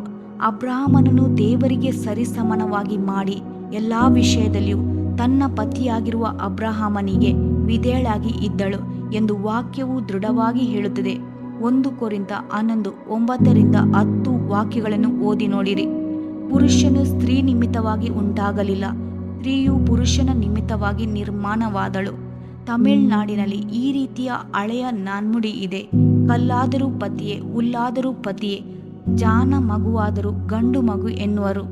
ಪ್ರೀತಿಯ ಸಹೋದರಿಯರೇ, ಗಂಡನಿಗಿಂತಲೂ ನೀವು ಶ್ರೀಮಂತ ಕುಟುಂಬದಿಂದ ಬಂದಿರಬಹುದು, ಅಧಿಕವಾದ ವಿದ್ಯಾಭ್ಯಾಸ ಮಾಡಿರಬಹುದು, ಅತ್ಯಧಿಕವಾದ ತಲಂತುಗಳನ್ನು ಹೊಂದಿರಬಹುದು. ಆದರೆ ಎಲ್ಲ ವಿಷಯಗಳಲ್ಲಿ ಸಾರಳಂತೆ ತಗ್ಗಿಸಿಕೊಂಡು ಎಲ್ಲ ವಿಷಯಗಳಲ್ಲಿಯೂ ಗಂಡನನ್ನು ಗೌರವಿಸಿ ಅವರಿಗೆ ವಿಧೇಯರಾಗಿ ನಡೆದುಕೊಳ್ಳುವಾಗ ನಿಶ್ಚಯವಾಗಿಯೂ ಕರ್ತನ ಆಶೀರ್ವಾದ ನಿಮ್ಮ ಕುಟುಂಬದಲ್ಲಿ ಇರುತ್ತದೆ. ಯಾವ ಮನೆಯಲ್ಲಿ ಗಂಡನನ್ನು ಗೌರವಿಸುವುದಿಲ್ಲವೋ ಆ ಮನೆಯಲ್ಲಿ ದೇವರ ಪ್ರಸನ್ನತೆ ಇರುವುದಿಲ್ಲ, ಸಮಾಧಾನವಿರುವುದಿಲ್ಲ. ಆ ಮನೆ ನರಕ ಸದೃಶವಾಗಿರುತ್ತದೆ. ಕೆಲವರು ಕೇಳಬಹುದು, ಅಯ್ಯ, ನೀವು ಹೇಳುವುದು ಸರಿ, ಆದರೆ ನನ್ನ ಗಂಡನಾದರೂ ದುರ್ಮಾರ್ಗಿಯಾಗಿರುವನಲ್ಲ, ಕುಳಿಕನಾಗಿರುವನಲ್ಲ, ನಾನು ಗೌರವಿಸುವಂತೆ ಅವನು ನಡೆದುಕೊಳ್ಳುವುದಿಲ್ಲವಲ್ಲ ಎಂದು ವಾದಿಸಬಹುದು. 1 ಪೇತ್ರ 3:1-2 ವಚನಗಳನ್ನು ಓದಿ ನೋಡಿರಿ ಎಂದು ಪ್ರೀತಿಯಿಂದ ನಿಮಗೆ ಆಲೋಚನೆಯನ್ನು ಕೊಡುತ್ತೇನೆ. ಅದೇ ರೀತಿಯಾಗಿ ಪ್ರಿಯರೇ, ನಿಮ್ಮ ಗಂಡಂದಿರಿಗೆ ಅಧೀನರಾಗಿರಿ. ಅವರಲ್ಲಿ ಕೆಲವರು ದೇವರ ವಾಕ್ಯಕ್ಕೆ ಅವಿಧೇಯರಾಗಿದ್ದರೂ ನೀವು ನಿರ್ಮಲರಾಗಿಯೂ ಭಯಭರಿತರಾಗಿಯೂ ನಡೆದುಕೊಳ್ಳುವುದನ್ನು ಅವರು ನೋಡಿ ಸನ್ಮಾರ್ಗಕ್ಕೆ ಬಂದರು. 1 ಪೇತ್ರ 3:1-2. 19ನೇ ಶತಮಾನದಲ್ಲಿ ದೇವ ಸೇವಕರಾದ ಸ್ಮಿತ್ ವಿಗಲ್ಸ್ವರ್ತ್ ಅವರು ಸೇವಕರಾದುದು ಹೇಗೆ?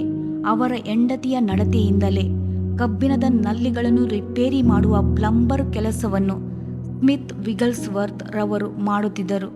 ದೇವಭಕ್ತಿ ಇಲ್ಲದವರಾಗಿ ದುರ್ಮಾರ್ಗತನದಲ್ಲಿ ಜೀವಿಸುತ್ತಿದ್ದರು. ಅವರ ಹೆಂಡತಿಯಾದರೂ ದೇವರಲ್ಲಿ ಭಯಭಕ್ತಿಯುಳ್ಳವರಾಗಿದ್ದರು. ಒಂದು ದಿನ ಅವರ ಹೆಂಡತಿ ಆಲಯಕ್ಕೆ ಹೋಗುತ್ತಾರೆ ಎಂಬ ಕೋಪದಿಂದ ಮನೆಯಿಂದ ಹೊರಗೆ ತಳ್ಳಿ ಬಾಗಿಲನ್ನು ಹಾಕಿಕೊಳ್ಳುತ್ತಾರೆ. ಬಾಯಿಗೆ ಬಂದ ಹಾಗೆ ಬೈಯುತ್ತಾರೆ. ಆದರೆ ಆ ಸಹೋದರಿಯಾದರೂ ತಿರುಗಿ ಒಂದು ಮಾತನಾದರೂ ಆಡಲಿಲ್ಲ. ರಾತ್ರಿಯೆಲ್ಲ ಮನೆ ಬಾಗಿಲಿನಲ್ಲಿಯೇ ನಾಯಿಯಂತೆ ಪರಿತಾಪಕರವಾಗಿ ಕುಳಿತಿರಬೇಕಾಗಿತ್ತು. ಸಹಿಸಲಾರದ ಚಳಿ ಬೇರೆ. ಬೆಳಿಗ್ಗೆ ಅವರು ಬಾಗಿಲು ತೆರೆಯುತ್ತಾರೆ. ತಕ್ಷಣವೇ ಅವರ ಪತ್ನಿ ಮನೆಯೊಳಗೆ ಹೋಗಿ ಶೀಘ್ರವಾಗಿ ಗಂಡನಿಗೆ ಕಾಫಿ ತಿಂಡಿಯನ್ನು ಸಿದ್ಧಪಡಿಸುತ್ತಾರೆ ಮತ್ತು ಸಂತೋಷದಿಂದ ಅವರು ತಮ್ಮ ಪತಿಯನ್ನು ಕರೆದು, ಬನ್ನಿ, ತಿಂಡಿಯನ್ನು ತಿನ್ನಿರಿ ಎಂದರು. ತನ್ನ ಪತ್ನಿಯು ಗುನುಗುಟ್ಟಲಿಲ್ಲ, ತಿರುಗಿ ಬೈಯಲಿಲ್ಲ, ಮುಖ ತಿರುಗಿಸಲಿಲ್ಲ ಎನ್ನುವುದನ್ನು ನೋಡಿದ ಅವರ ಹೃದಯ ಒಡೆಯಿತು. ತನ್ನ ತಪ್ಪಿನಿಂದ ಪಶ್ಚಾತ್ತಾಪಪಟ್ಟು ಕ್ಷಮಾಪಣೆಯನ್ನು ಕೇಳಿದು ಮಾತ್ರವಲ್ಲ, ತನ್ನನ್ನು ಕ್ರಿಸ್ತನಿಗೆ ಅರ್ಪಿಸಿಕೊಂಡರು. ಅವರ ಸನ್ನಡತೆಯಿಂದ ಸಾಧಾರಣರಾದ ಒಬ್ಬ ಮನುಷ್ಯನನ್ನು ಶಕ್ತಿಯುತವಾದ ದೇವರ ಸೇವಕರನ್ನಾಗಿ ಮಾರ್ಪಡಿಸಿತು. ಸತ್ಯವೇದವು ಈ ರೀತಿ ಹೇಳುತ್ತದೆ, ಕ್ರಿಸ್ತ ನಂಬಿಕೆ ಇಲ್ಲದ ಗಂಡನು ತನ್ನ ಹೆಂಡತಿಯಲ್ಲಿ ದೇವಜನಕ್ಕೆ ಸಂಬಂಧಪಟ್ಟವನಾದನು. 1 ಕೊರಿಂಥ 7:14. ಎಷ್ಟೇ ಮೊಂಡನಾದರೂ ಎಷ್ಟೇ ದುರ್ಮಾರ್ಗಿಯಾದರೂ ಅವನನ್ನು ಮಾರ್ಪಡಿಸಲು ನಮ್ಮ ಕರ್ತನಾದ ಯೇಸು ಕ್ರಿಸ್ತನು ಶಕ್ತನಾಗಿದ್ದಾನೆ. ಆತನೇ ಯಾವ ಮನುಷ್ಯನನ್ನಾದರೂ ಪ್ರಕಾಶಿಸುವಂತೆ ಮಾಡುವ ನಿಜವಾದ ಬೆಳಕಾಗಿರುತ್ತಾನೆ. ಯಾವ ಮನುಷ್ಯನನ್ನಾದರೂ ಆತನು ತಳ್ಳುವುದಿಲ್ಲ, ಯಾವ ಮನುಷ್ಯನನ್ನಾದರೂ ಕ್ರಿಸ್ತ ಯೇಸುವಿನಲ್ಲಿ ಆದರಣೆ ಹೊಂದುವಂತೆ ಸ್ಥಿರವಾಗಿ ನಿಲ್ಲಿಸಲು ಆತನು ಶಕ್ತನಾಗಿರುತ್ತಾನೆ. ನೀವು ಕ್ರಿಸ್ತನ ಮೇಲೆ ನಂಬಿಕೆಯನ್ನು ಇಟ್ಟು ಗಂಡನನ್ನು ಒಬ್ಬ ಪರಿಶುದ್ಧನನ್ನಾಗಿ ಕಂಡು ಸೋತು ಹೋಗದೆ ಪ್ರಾರ್ಥಿಸುವುದರಿಂದ ನಿಶ್ಚಯವಾಗಿಯೂ ನಿಮ್ಮ ಪತಿಯನ್ನು ಆತನು ಸಂಧಿಸುವನು. ನನಗೆ ಒಬ್ಬ ಸೇವಕರು ಗೊತ್ತು. ಮುಸ್ಲಿಂ ಕುಟುಂಬದಲ್ಲಿ ಹುಟ್ಟಿದವರು. ಅವರ ಪತ್ನಿ ಮೊದಲು ಯೇಸುವನ್ನು ಅಂಗೀಕರಿಸಿದ್ದರು. ಆದುದರಿಂದ ಮಧ್ಯರಾತ್ರಿಯಲ್ಲಿ ಎದ್ದು ಪತಿಯ ಬಳಿಯಲ್ಲಿ ಮೊಣಕಾಲೂರಿ, ದೇವರೇ, ನನ್ನ ಪತಿಯನ್ನು ಸಂಧಿಸು, ನನ್ನ ಪತಿಯನ್ನು ರಕ್ಷಿಸು ಎಂದು ಪ್ರಾರ್ಥಿಸುತ್ತಲೇ ಇದ್ದಳು. ಒಂದು ದಿನ ನಿದ್ರೆ ಮಾಡುತ್ತಿದ್ದ ಗಂಡನು ಎಚ್ಚರವಾಗಿ ಅದನ್ನು ಕೇಳಿಸಿಕೊಂಡನು. ಏಕೆ ನನ್ನ ಹೆಂಡತಿ ಈ ರೀತಿ ಕಣ್ಣೀರಿನಿಂದ ಪ್ರಾರ್ಥಿಸುತ್ತಾಳೆ ಎಂದು ಅವರಿಗೆ ತಿಳಿಯಲಿಲ್ಲ. ಆದರೆ ಅವರ ಪತ್ನಿಯ ಪ್ರಾರ್ಥನೆ ಕೇಳಿಸಿತು. ಕರ್ತನು ಅವರನ್ನು ರಕ್ಷಿಸುವುದು ಮಾತ್ರವಲ್ಲ, ಶಕ್ತಿಯುತರಾದ ಸೇವಕರನ್ನಾಗಿ ಮಾರ್ಪಡಿಸಿದನು. ಸತ್ಯವೇದವು ಹೇಳುವುದು, ಯೆಹೋವನಲ್ಲಿ ಭಯಭಕ್ತಿಯುಳ್ಳವನಾಗಿ ಆತನ ಮಾರ್ಗಗಳಲ್ಲಿ ನಡೆಯುವವನು ಧನ್ಯನು. ಕೀರ್ತನೆ 128:1. ಎಲ್ಲರೂ ಭಾಗ್ಯಶಾಲಿಗಳಲ್ಲ. ಯಾರು ನಿಜವಾದ ಭಾಗ್ಯಶಾಲಿಗಳು? ಯಾರನ್ನು ಭಾಗ್ಯಶಾಲಿಗಳು ಎಂದು ವಾಕ್ಯ ಹೇಳುತ್ತದೋ ಅವರೇ ಭಾಗ್ಯವಂತರು. ಕರ್ತನಿಗೆ ಭಯಪಟ್ಟು ಆತನ ಮಾರ್ಗದಲ್ಲಿ ನಡೆಯುತ್ತಾನೋ ಅವನೇ ಭಾಗ್ಯವಂತನು. ಅಬ್ರಹಾಮನ ಜೀವಿತದಲ್ಲಿ ಅಬ್ರಹಾಮನು ದೇವರನ್ನು ತ್ರಯೇಕ ದೇವರನ್ನಾಗಿ ಕಂಡನು. ಅಬ್ರಹಾಮನು ತನ್ನನ್ನು ದೇವರೊಂದಿಗೆ ಐಕ್ಯಗೊಳಿಸುತ್ತಿದ್ದನು. ಕರ್ತನ ಚಿತ್ತದಂತೆ ಯಾವಾಗಲೂ ನಡೆದುಕೊಳ್ಳುತ್ತಿದ್ದನು. ತನ್ನ ಮನೆಯನ್ನು ತಂದೆಯನ್ನು ಬಿಟ್ಟು ಕರ್ತನು ತೋರಿಸುವ ದೇಶಕ್ಕೆ ಹೋದನು. ದೇವರ ಸ್ನೇಹಿತನೆಂಬ ಹೆಸರು ಅವನಿಗಾಯಿತು ಎಂದು ಯಾಕೋಬ 2:23 ಹೇಳುತ್ತದೆ. ಆದುದರಿಂದಲೇ ದೇವರು ತನ್ನನ್ನು ಅಬ್ರಹಾಮನ ದೇವರೆಂದು ಕರೆದುಕೊಳ್ಳಲು ಕರ್ತನು ನಾಚಿಕೆ ಪಡಲಿಲ್ಲ. ವಿಮೋಚನಕಾಂಡ 3:16. ಪ್ರೀತಿಯ ದೇವರ ಮಕ್ಕಳೇ, ನೀವು ಕರ್ತನಿಗೆ ಭಯಪಟ್ಟು ನಡೆದುಕೊಳ್ಳುವುದಾದರೆ ಕರ್ತನು ನಿಮ್ಮ ದೇವರಾಗಿರುತ್ತಾನೆ. ಕರ್ತನ ಐಕ್ಯತೆಯಲ್ಲಿ ನೀವು ಜೀವಿತವನ್ನು ಕಟ್ಟಿಕೊಳ್ಳಿರಿ. ಆತನೇ ನಿಮ್ಮ ಕುಟುಂಬದ ಮುಖ್ಯ ವ್ಯಕ್ತಿಯಾಗಿ ಇರಲಿ. ಆತನೇ ನಿಮ್ಮ ಕುಟುಂಬವನ್ನು ಸಮನಾದ ದಾರಿಯಲ್ಲಿ ನಡೆಸಲಿ. ಪ್ರೀತಿಯ ದೇವ ಮಕ್ಕಳೇ, ನಿಮ್ಮ ಕುಟುಂಬವನ್ನು ಕರ್ತನು ಆಶೀರ್ವದಿಸಿ ಮಕ್ಕಳ ಭಾಗ್ಯವನ್ನು ಕೊಡುವಾಗ ಕರ್ತನ ಮಾರ್ಗದಲ್ಲಿ ನಡೆಸಿರಿ. ನೋಹನು ತನ್ನ ಇಡೀ ಕುಟುಂಬಕ್ಕಾಗಿ ನಾವೆಯನ್ನು ಕಟ್ಟಿದಂತೆ ನಿಮ್ಮ ಕುಟುಂಬವನ್ನು ರಕ್ಷಣೆ ಎಂಬ ನಾವೆಯಲ್ಲಿ ಸೇರಿಸಿಕೊಳ್ಳಿರಿ. ಕರ್ತನಾದ ಯೇಸುವಿನ ಮೇಲೆ ನಂಬಿಕೆ ಇಡು, ಆಗ ನೀನು ರಕ್ಷಣೆ ಹೊಂದುವಿ, ನಿನ್ನ ಮನೆಯವರೂ ರಕ್ಷಣೆ ಹೊಂದುವರು. ಅಪೊಸ್ತಲರ ಕೃತ್ಯ 16:31. ನಿಮ್ಮ ಮಕ್ಕಳಿಗೆ ಊಟ ಕೊಡಬಹುದು, ವಾಸಿಸಲು ಸ್ಥಳ ಕೊಡಬಹುದು, ವಿದ್ಯಾಭ್ಯಾಸ ಕೊಡಬಹುದು, ಆದರೆ ಎಲ್ಲಕ್ಕಿಂತಲೂ ಹೆಚ್ಚಾಗಿ ದೇವಭಕ್ತಿಯನ್ನು ಕೊಡಿರಿ, ಕ್ರಿಸ್ತನನ್ನು ಕೊಡಿರಿ, ಕರ್ತನ ರಕ್ಷಣೆಯನ್ನು ಕೊಡಿರಿ, ದೇವರ ವಾಕ್ಯದ ವಾಗ್ದಾನಗಳನ್ನು ಕೊಡಿರಿ. ಆಗ ನಿಮ್ಮ ಮನೆಯು ಬಂಡೆಯ ಮೇಲೆ ಕಟ್ಟಲ್ಪಟ್ಟ ಮನೆಯಾಗಿ ಎಂದೆಂದಿಗೂ ಕ್ರಿಸ್ತನಲ್ಲಿ ನೆಲೆಯಾಗಿರುತ್ತದೆ. ನಾನು ನನ್ನ ಮನೆಯವರೆಲ್ಲರೂ ಕರ್ತನನ್ನೇ ಸೇವಿಸುವೆವು ಎಂದು ಸಂತೋಷದಿಂದ ಸಾಕ್ಷಿ ಹೇಳುವಿರಿ. ನಮ್ಮ 5 ಮನೆಗಳು. ಅಧ್ಯಾಯ 5. ಆಲಯವಾಗಿರುವ ಮನೆ. ನಿನ್ನ ಅಂಗಳದಲ್ಲಿ ವಾಸಿಸುವವರಾಗಿ ನಿನ್ನ ಸನ್ನಿಧಿಯಲ್ಲಿ ಸೇವೆ ಮಾಡುವುದಕ್ಕೋಸ್ಕರ ಯಾರನ್ನು ಆರಿಸಿಕೊಳ್ಳುತ್ತೀಯೋ ಅವರೇ ಧನ್ಯರು. ನೀನು ವಾಸಿಸುವ ಮಹಾಪವಿತ್ರಾಲಯದ ಸೌಭಾಗ್ಯದಿಂದ ನಮಗೆ ಸಂತೃಪ್ತಿಯಾಗಲಿ. ಕೀರ್ತನೆ 65:4. ನಮ್ಮ 5 ಮನೆಗಳು ಎಂಬ ತಲೆಬರಹವನ್ನು ಕುರಿತು ನಾವು ಧ್ಯಾನಿಸುತ್ತಾ ಬಂದೆವು. ಮೊದಲನೇದಾಗಿ ನಾವು ವಾಸಿಸುವ ಮನೆ, ಎರಡನೇದಾಗಿ ನಮ್ಮ ಹೃದಯವೆಂಬ ಮನೆ, ಮೂರನೇದಾಗಿ ಕುಟುಂಬವೆಂಬ ಮನೆ, ನಾಲ್ಕನೇದಾಗಿ ನಮ್ಮ ಆಲಯವಾಗಿರುವ ಮನೆ. ಕರ್ತನ ಆಲಯವು ಒಂದು ಮನೆಯೇ ಆಗಿದೆ. ಅದು ಪ್ರಾರ್ಥನೆಯ ಮನೆ ಎಂದು ಕರೆಯಲ್ಪಡುತ್ತದೆ. ಹಳೆಯ ಒಡಂಬಡಿಕೆಯಲ್ಲಿ ಯೆಶಾಯ ಪ್ರವಾದಿಯ ಮೂಲಕವಾಗಿ ಕರ್ತನು ಒಂದು ಸುಂದರವಾದ ವಾಗ್ದಾನವನ್ನು ಕೊಟ್ಟು ಹೇಳುತ್ತಾನೆ, ನಾನು ನನ್ನ ಪವಿತ್ರ ಪರ್ವತಕ್ಕೆ ಬರಮಾಡಿ ನನ್ನ ಪ್ರಾರ್ಥನಾ ಆಲಯದಲ್ಲಿ ಉಲ್ಲಾಸಗೊಳಿಸುವೆನು. ನನ್ನ ಯಜ್ಞವೇದಿಯಲ್ಲಿ ಅವರು ಅರ್ಪಿಸುವ ಸರ್ವಾಂಗ ಹೋಮಗಳು, ಯಜ್ಞಗಳು ನನಗೆ ಮೆಚ್ಚುಗೆಯಾಗುವವು. ಯೆಶಾಯ 56:7. ನಾವು ಅನೇಕ ಹೋರಾಟಗಳಿಂದಲೂ ದುಃಖಗಳಿಂದಲೂ ದೇವರ ಮನೆಯಾಗಿರುವ ಆಲಯಕ್ಕೆ ಓಡಿ ಬರುವೆವು. ನಮ್ಮ ಭಾರಗಳನ್ನು ಅಲ್ಲಿ ಇಳಿಸಿಬಿಡುತ್ತೇವೆ. ಪ್ರಾರ್ಥನೆಯನ್ನು ಕೇಳುವವನು ನಮ್ಮ ಪ್ರಾರ್ಥನೆಯನ್ನು ಕೇಳಿ ಸದುತ್ತರವನ್ನು ಕೊಡುತ್ತಾನೆ. ನಮಗೆ ಅದ್ಭುತಗಳನ್ನು ಮಾಡುತ್ತಾನೆ. ನಮ್ಮ ಅಗತ್ಯತೆಗಳನ್ನೆಲ್ಲ ಸಂಧಿಸುತ್ತಾನೆ. ದೇವರನ್ನು ನಾವು ಸಂಧಿಸುವ ಸ್ಥಳವೇ ದೇವಾಲಯ. ಅದೇ ಕರ್ತನ ಮನೆ, ಅದೇ ಪ್ರಾರ್ಥನಾಲಯ. ಹಳೆ ಒಡಂಬಡಿಕೆಯಲ್ಲಿಯೂ ಹೊಸ ಒಡಂಬಡಿಕೆಯಲ್ಲಿಯೂ ಅನೇಕ ಅದ್ಭುತಗಳನ್ನು ದೇವಾಲಯದಲ್ಲಿ ಮಾಡಿದ್ದಾನೆ. ಮಕ್ಕಳಿಲ್ಲದ ಅಣ್ಣಳು ತನ್ನ ಮನೋವೇದನೆಯನ್ನು ಒಯ್ದು ಪ್ರಾರ್ಥಿಸಿದ ಸ್ಥಳ ದೇವಾಲಯ. 1 ಸಾಮುವೇಲ 1:10. ಯೆಶಾಯನ ತುಟಿಗಳು ಪರಿಶುದ್ಧಾತ್ಮನ ಅಗ್ನಿಯಿಂದ ಮುಟ್ಟಲ್ಪಟ್ಟು ಸೇವೆಗಾಗಿ ಕರೆಯಲ್ಪಟ್ಟ ಸ್ಥಳ ದೇವಾಲಯ. 18 ವರ್ಷಗಳಿಂದ ದೆವ್ವ ಬಡಿದು ಮೈಯಲ್ಲಿ ರೋಗವುಳ್ಳ ಸ್ತ್ರೀಯು ಗುಣ ಹೊಂದಿದ್ದು ಸಹ ದೇವಾಲಯವೇ. ಪೇತ್ರ ಯೋಹನರು ಹುಟ್ಟು ಕುಂಟನನ್ನು ಗುಣಪಡಿಸಿದ್ದು ದೇವಾಲಯವೇ. ಅಪೊಸ್ತಲರ ಕೃತ್ಯ 3:8. ಈಗಲೂ ಕೂಡ ಕರ್ತನು ತನ್ನ ಆಲಯದಲ್ಲಿಯೇ ಅದ್ಭುತಗಳನ್ನು ಮಾಡುತ್ತಾನೆ. ಯೇಸು ಕ್ರಿಸ್ತನು ಈ ಭೂಮಿಗೆ ಬಂದಾಗ ದೇವಾಲಯವನ್ನು ಪ್ರೀತಿಸಿ ಅಲ್ಲಿಗೆ ಹೋಗಿ ಪ್ರಾರ್ಥನೆ ಮಾಡಿದನು, ಉಪವಾಸ ಮಾಡಿದನು, ಅದ್ಭುತಗಳನ್ನು ಮಾಡಿದನು. ಸತ್ಯವೇದವು ಹೇಳುತ್ತದೆ, ಆತನು ಹಗಲು ದೇವಾಲಯದಲ್ಲಿ ಉಪದೇಶ ಮಾಡುತ್ತಿದ್ದನು. ಲೂಕ 21:37. ಯೇಸು ಕ್ರಿಸ್ತನು ಹೇಳಿದನೆಂದರೆ, ನಾನು ಪ್ರತಿದಿನವೂ ದೇವಾಲಯದಲ್ಲಿ ಕೂತುಕೊಂಡು ಬೋಧಿಸುತ್ತಿದ್ದೆನು. ಮತ್ತಾಯ 26:55.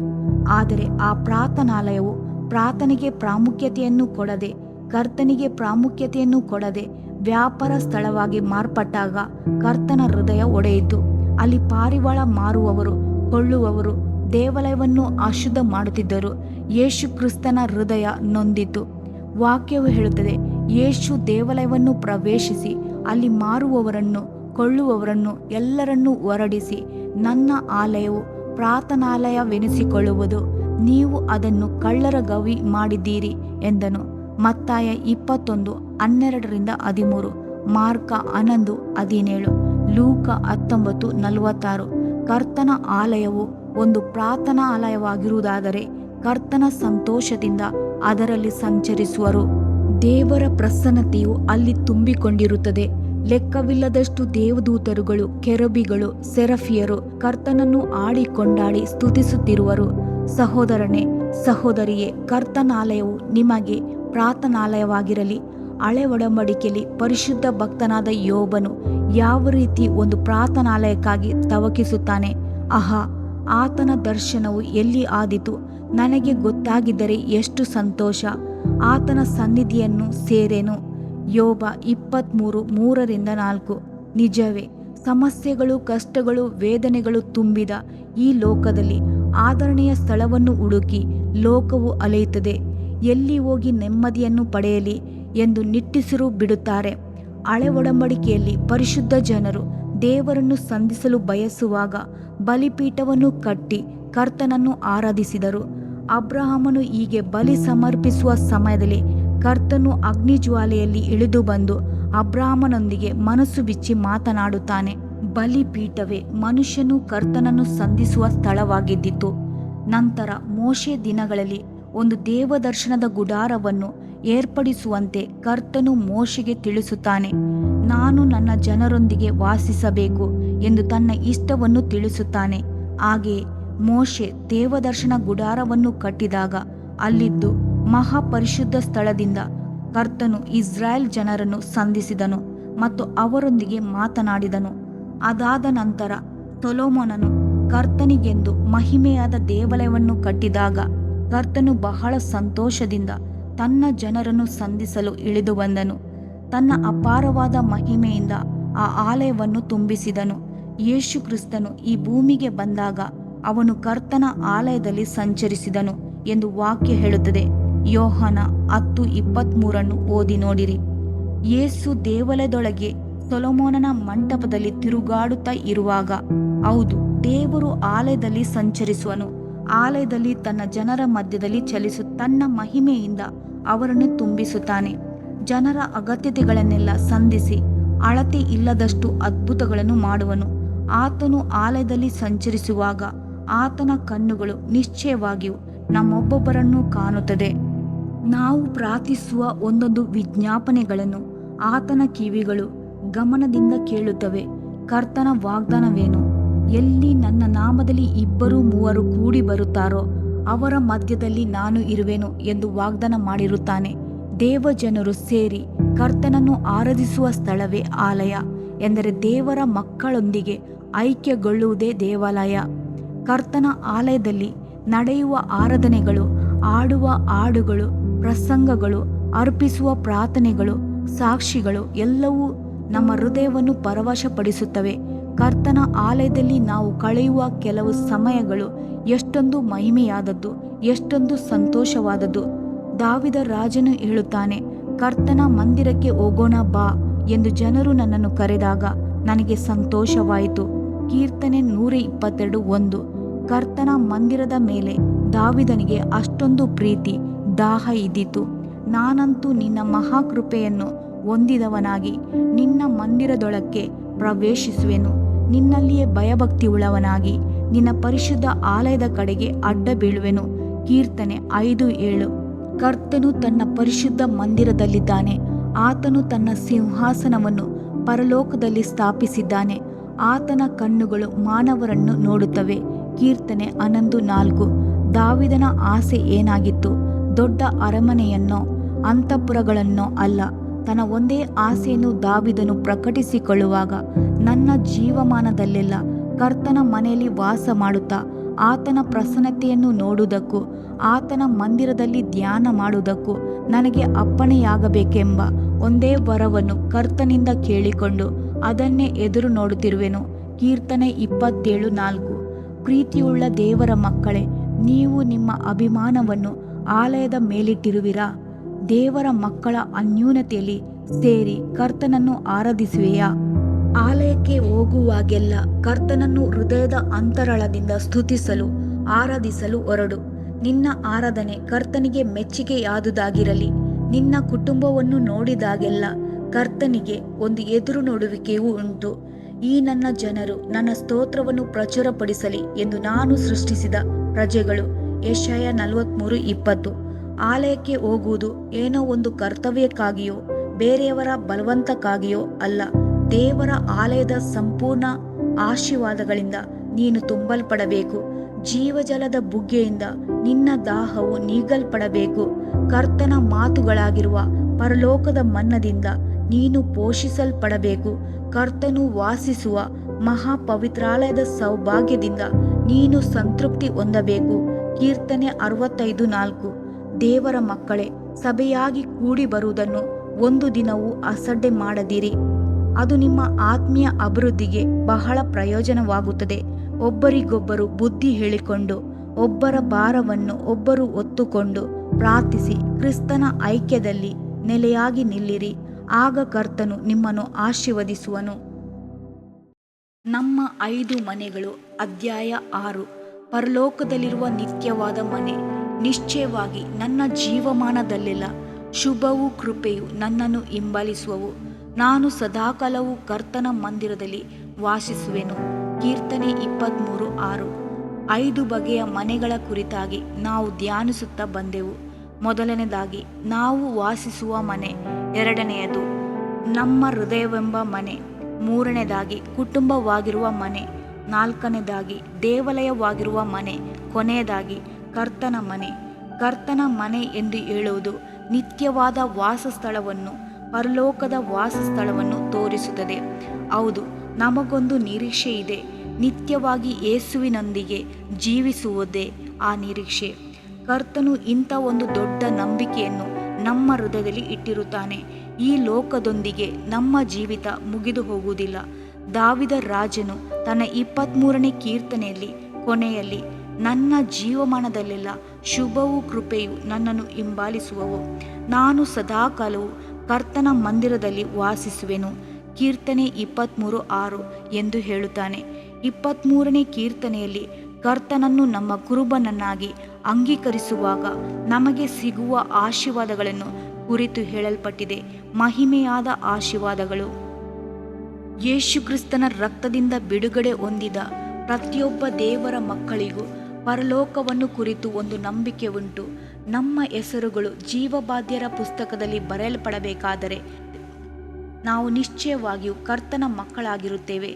ಯಾರ್ಯಾರು ಆತನನ್ನು ಅಂಗೀಕರಿಸಿದರೋ, ಅಂದರೆ ಆತನ ಹೆಸರಿನಲ್ಲಿ ನಂಬಿಕೆ ಇಟ್ಟರೋ, ಅವರಿಗೆ ದೇವರ ಮಕ್ಕಳಾಗುವ ಅಧಿಕಾರ ಕೊಟ್ಟನು. ಯೋಹಾನ 1:12. ಆದುದರಿಂದಲೇ ಅಪ್ಪ, ತಂದೆಯೇ ಎಂದು ಕೂಗುವ ಮಕ್ಕಳ ಭಾಗ್ಯವನ್ನು ಹೊಂದಿದ್ದೇವೆ. ಮಾತ್ರವಲ್ಲ, ತಂದೆಯ ಮನೆಯಲ್ಲಿ ಕೋಟಿ ಕೋಟಿ ವರ್ಷಗಳು ನಿತ್ಯ ನಿತ್ಯವಾಗಿ ಜೀವಿಸುವ ಭಾಗ್ಯವನ್ನು ನಾವು ಹೊಂದಿರುವೆವು. ಇಂದು ಲೋಕದಲ್ಲಿರುವ ಅನೇಕರಿಗೆ ನಿತ್ಯತ್ವವನ್ನು ಕುರಿತು ನಂಬಿಕೆ ಇಲ್ಲ. ಮರಣ ನಂತರದ ಜೀವಿತವನ್ನು ಕುರಿತು ಜ್ಞಾನವೇ ಇಲ್ಲ. ಶರೀರದಿಂದ ಆತ್ಮವು ತೆಗೆಯಲ್ಪಡುವಾಗ ನಂತರ ಆ ಆತ್ಮದ ಸ್ಥಿತಿ ಏನು ಎಂದು ಯಾರು ಯೋಚಿಸುವುದಿಲ್ಲ. ಪ್ರೀತಿಯ ದೇವರ ಮಕ್ಕಳೇ, ನಾವು ಸತ್ತಾಗ ನಮ್ಮ ಶರೀರವು ಮಣ್ಣಿಗೆ ಸೇರುತ್ತದೆ, ಆದರೆ ಆತ್ಮವು ನಾಶವಾಗುವಂಥದ್ದಲ್ಲ. ಒಂದು ನಮ್ಮ ಆತ್ಮ ನಿತ್ಯ ನರಕಕ್ಕೆ ಹೋಗಬೇಕು, ಇಲ್ಲವೇ ನಮ್ಮ ಆತ್ಮವು ನಿತ್ಯ ಸಂತೋಷವನ್ನು ಕುರಿತು ಚಿಂತಿಸಬೇಕು. ಇವೆರಡರ ಕುರಿತಾಗಿ ಕರ್ತನು ಮುಂದಾಗಿ ಹೇಳಿರುತ್ತಾನೆ.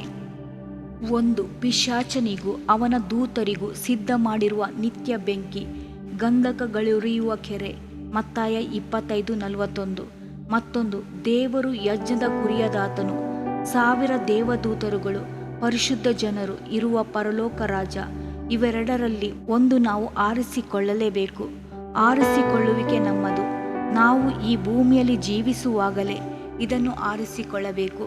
ಯೇಸುಕ್ರಿಸ್ತನು ಈ ಲೋಕವನ್ನು ಬಿಟ್ಟು ಹೋಗುವ ಮೊದಲು ಅವನು ಶಿಷ್ಯರಿಗೆ ಪ್ರೀತಿಯಿಂದ ಹೇಳಿದನು, ನನ್ನ ತಂದೆಯ ಮನೆಯಲ್ಲಿ ಬಹಳ ಬಿಡಾರಗಳು ಇವೆ.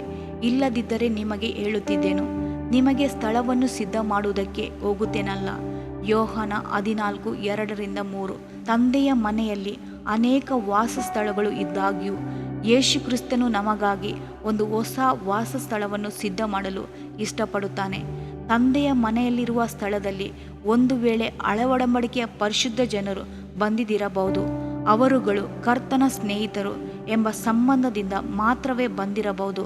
ಆದರೆ ಹೊಸ ಒಡಂಬಡಿಕೆಯಲ್ಲಿ ಯೇಸುಕ್ರಿಸ್ತನ ರಕ್ತದಿಂದ ಬಿಡುಗಡೆ ಹೊಂದಿದ ನಾವಾದರೂ ಆತನ ಮೊದಲಗಿತ್ತಿ ಎಂಬ ಮಹಿಮೆಯಾದ ಹೆಸರು ಹೊಂದಿಕೊಂಡಿದ್ದೇವೆ. ನಾವು ಆತನ ರಕ್ತಕ್ಕೂ ಎಲುಬಿಗೂ ಬಾಧ್ಯಸ್ಥರು. ಆದಮನ ಪಕ್ಕೆ ಎಲುಬಿನಿಂದ ತೆಗೆದಂಥ ಸ್ತ್ರೀ ಮೊದಲಗಿತ್ತಿಯಾಗಿ ಬಂದ ಹಾಗೆ, ಕ್ರಿಸ್ತನ ಪಕ್ಕಿಗೆ ತಿವಿದು ತೆಗೆದ ಹಾಗೆ ಸಭೆ ಎಂಬ ಮೊದಲಗಿತ್ತಿಯಾಗಿ ಕಾಣಲ್ಪಡುವುದು. ಅದನ್ನೇ ಅಪೊಸ್ತಲರ ಕೃತ್ಯ 20:28ರಲ್ಲಿ ದೇವರು ಸ್ವರಕ್ತದಿಂದ ಸಂಪಾದಿಸಿಕೊಂಡ ಸಭೆಯನ್ನು ಪರಿಪಾಲಿಸುವುದಕ್ಕಾಗಿ ಎಂದು ನಾವು ಓದುತ್ತೇವೆ. ಸ್ನೇಹಿತರಿಗಿಂತಲೂ ಮೊದಲಗಿತ್ತಿ ವಿಶೇಷವಾದವಳು. ಮೊದಲಿಂಗನೊಡನೆ ಎಲ್ಲ ವಿಧದಲ್ಲಿಯೂ ಸಂಪೂರ್ಣವಾಗಿ ಅರಿತುಕೊಳ್ಳುವಳು. ಸ್ನೇಹಿತರಂತೆ ಇರುವ ಹಳೆ ಒಡಂಬಡಿಕೆಯ ಪರಿಶುದ್ಧ ದೇವಜನರನ್ನು ನೋಡುವುದಕ್ಕಿಂತಲೂ ಮೊದಲಗಿತ್ತಿಯಾಗಿರುವ ಹೊಸ ಒಡಂಬಡಿಕೆ ಎಂಬ ಸಭೆಯು ಅತ್ಯುನ್ನತವಾದದ್ದು. ಆದುದರಿಂದಲೇ ಹಳೆ ಒಡಂಬಡಿಕೆಯ ಪರಿಶುದ್ಧ ಜನರನ್ನು ಕುರಿತು ಅಪೊಸ್ತಲನಾದ ಪೌಲನು, ದೇವರು ನಮಗೋಸ್ಕರ ಶ್ರೇಷ್ಠವಾದ ಭಾಗ್ಯವನ್ನು ಏರ್ಪಡಿಸಿ ನಾವಿಲ್ಲದೆ ಅವರು ಸಿದ್ಧಿಗೆ ಬರಬಾರದೆಂದು ಸಂಕಲ್ಪಿಸಿದನು. ಇಬ್ರಿಯ 11:40. ಕೆಲವು ವರ್ಷಗಳ ಹಿಂದೆ ನಾನು ಪುರಣೆ ಎಂಬ ದೇಶಕ್ಕೆ ಹೋಗಿರುವಾಗ ಆ ದೇಶದ ಅರಸನಾದ ರಾಜರ ಅರಮನೆಯನ್ನು ನೋಡಲು ಕರೆದುಕೊಂಡು ಹೋದರು. ಆ ಅರಮನೆಯು ಬಹಳ ದೊಡ್ಡದಾಗಿ ಕಟ್ಟಲ್ಪಟ್ಟಿತು. ಅದರಲ್ಲಿ ಸುಮಾರು 1425 ಕೋಣೆಗಳಿದ್ದವು. ಅವುಗಳು ಬಹಳ ಸುಂದರವಾಗಿ ಅಲಂಕರಿಸಲ್ಪಟ್ಟಿದ್ದು, ಬಹಳವಾಗಿ ಒಳ್ಳೆಯ ರೀತಿಯಲ್ಲಿ ಅದನ್ನು ಪರಾಮರಿಸುತ್ತಿದ್ದರು. ನೆನೆಸಿದ ರೀತಿಯಲ್ಲಿ ಆ ರಾಜನು ವಿಮಾನದಲ್ಲಿ ಕೆಲಸ ಮಾಡುವ ಒಬ್ಬ ಹೆಣ್ಣನ್ನು ಪ್ರೀತಿಸಿದನು. ಎರಡನೆಯ ಮದುವೆಯಾಗಲು ರಾಜನು ಇಚ್ಛಿಸಿದನು. ಮೊದಲೇ ಇದ್ದ ಅರಮನೆಯಲ್ಲಿ ಅವಳನ್ನು ಕರೆದುಕೊಂಡು ಹೋಗಿ ಇಡಲು ಇಷ್ಟಪಡದೆ ಎರಡನೇ ಹೆಂಡತಿಗೆಂದೇ ಬೇರೆ ಒಂದು ಅರಮನೆಯನ್ನು ಕಟ್ಟಿಸಿದನು. ಅದು ಇನ್ನೂ ಸುಂದರವಾದದ್ದು. ಅವಳನ್ನು ಮದುವೆಯಾಗಿ ಹೊಸ ಅರಮನೆಗೆ ಕರೆದುಕೊಂಡು ಹೋಗಿ, ನಿನ್ನನ್ನು ನಾನು ಎಷ್ಟು ಪ್ರೀತಿಸುತ್ತೇನೆ ಎಂದನು. ಅವಳ ಹೃದಯ ಪರವಶಗೊಂಡಿತು. ಬಹಳವಾಗಿ ಅವಳು ಆನಂದಿಸಿದಳು. ಯೇಸುಕ್ರಿಸ್ತನು ಮೊದಲೇ ಇದ್ದ ತಂದೆಯ ವಾಸಸ್ಥಳಕ್ಕೆ ನಮ್ಮನ್ನು ಕರೆದುಕೊಂಡು ಹೋಗದೆ ನಮಗಾಗಿಯೇ ಒಂದು ಹೊಸ ವಾಸಸ್ಥಳವನ್ನು ಏರ್ಪಡಿಸಲು ಚಿತ್ತವುಳ್ಳವನಾಗಿದ್ದಾನೆ. ಇಂದಿಗೂ ಅದನ್ನು ಕಟ್ಟುತ್ತಲೇ ಇದ್ದಾನೆ. ಆ ನಿತ್ಯವಾದ ವಾಸಸ್ಥಳವು ಎಷ್ಟು ಸುಂದರವಾಗಿರಬಹುದೆಂದು ಯೋಚಿಸಿ ನೋಡಿರಿ. ಆದಿ ಮನುಷ್ಯನಿಗಾಗಿ ಇಡೀ ಲೋಕವನ್ನು ಕರ್ತನು ಸೃಷ್ಟಿಸಿದನು. ಸುಂದರವಾದ ಬೆಟ್ಟಗಳು, ಹಳ್ಳಕೊಳ್ಳಗಳು, ಸಮುದ್ರಗಳು, ಸಾವಿರಾರು ಮರಗಳು, ಸುಂದರವಾದ ಗಿಡಬಳ್ಳಿಗಳು, ಲಕ್ಷಗಟ್ಟಲೆ ಪಕ್ಷಿಗಳು, ಮೃಗಗಳು, ಪ್ರಾಣಿಗಳು ಎಲ್ಲವನ್ನು ಉಂಟು ಮಾಡಲು ದೇವರಿಗೆ ಬರೀ 6 ದಿನಗಳು ಹಿಡಿಯಿತು. ಆ 6 ದಿನಗಳಲ್ಲಿ ಇಷ್ಟು ಸುಂದರವಾದ ಜಗತ್ತನ್ನು ಸೃಷ್ಟಿಸಿದನು.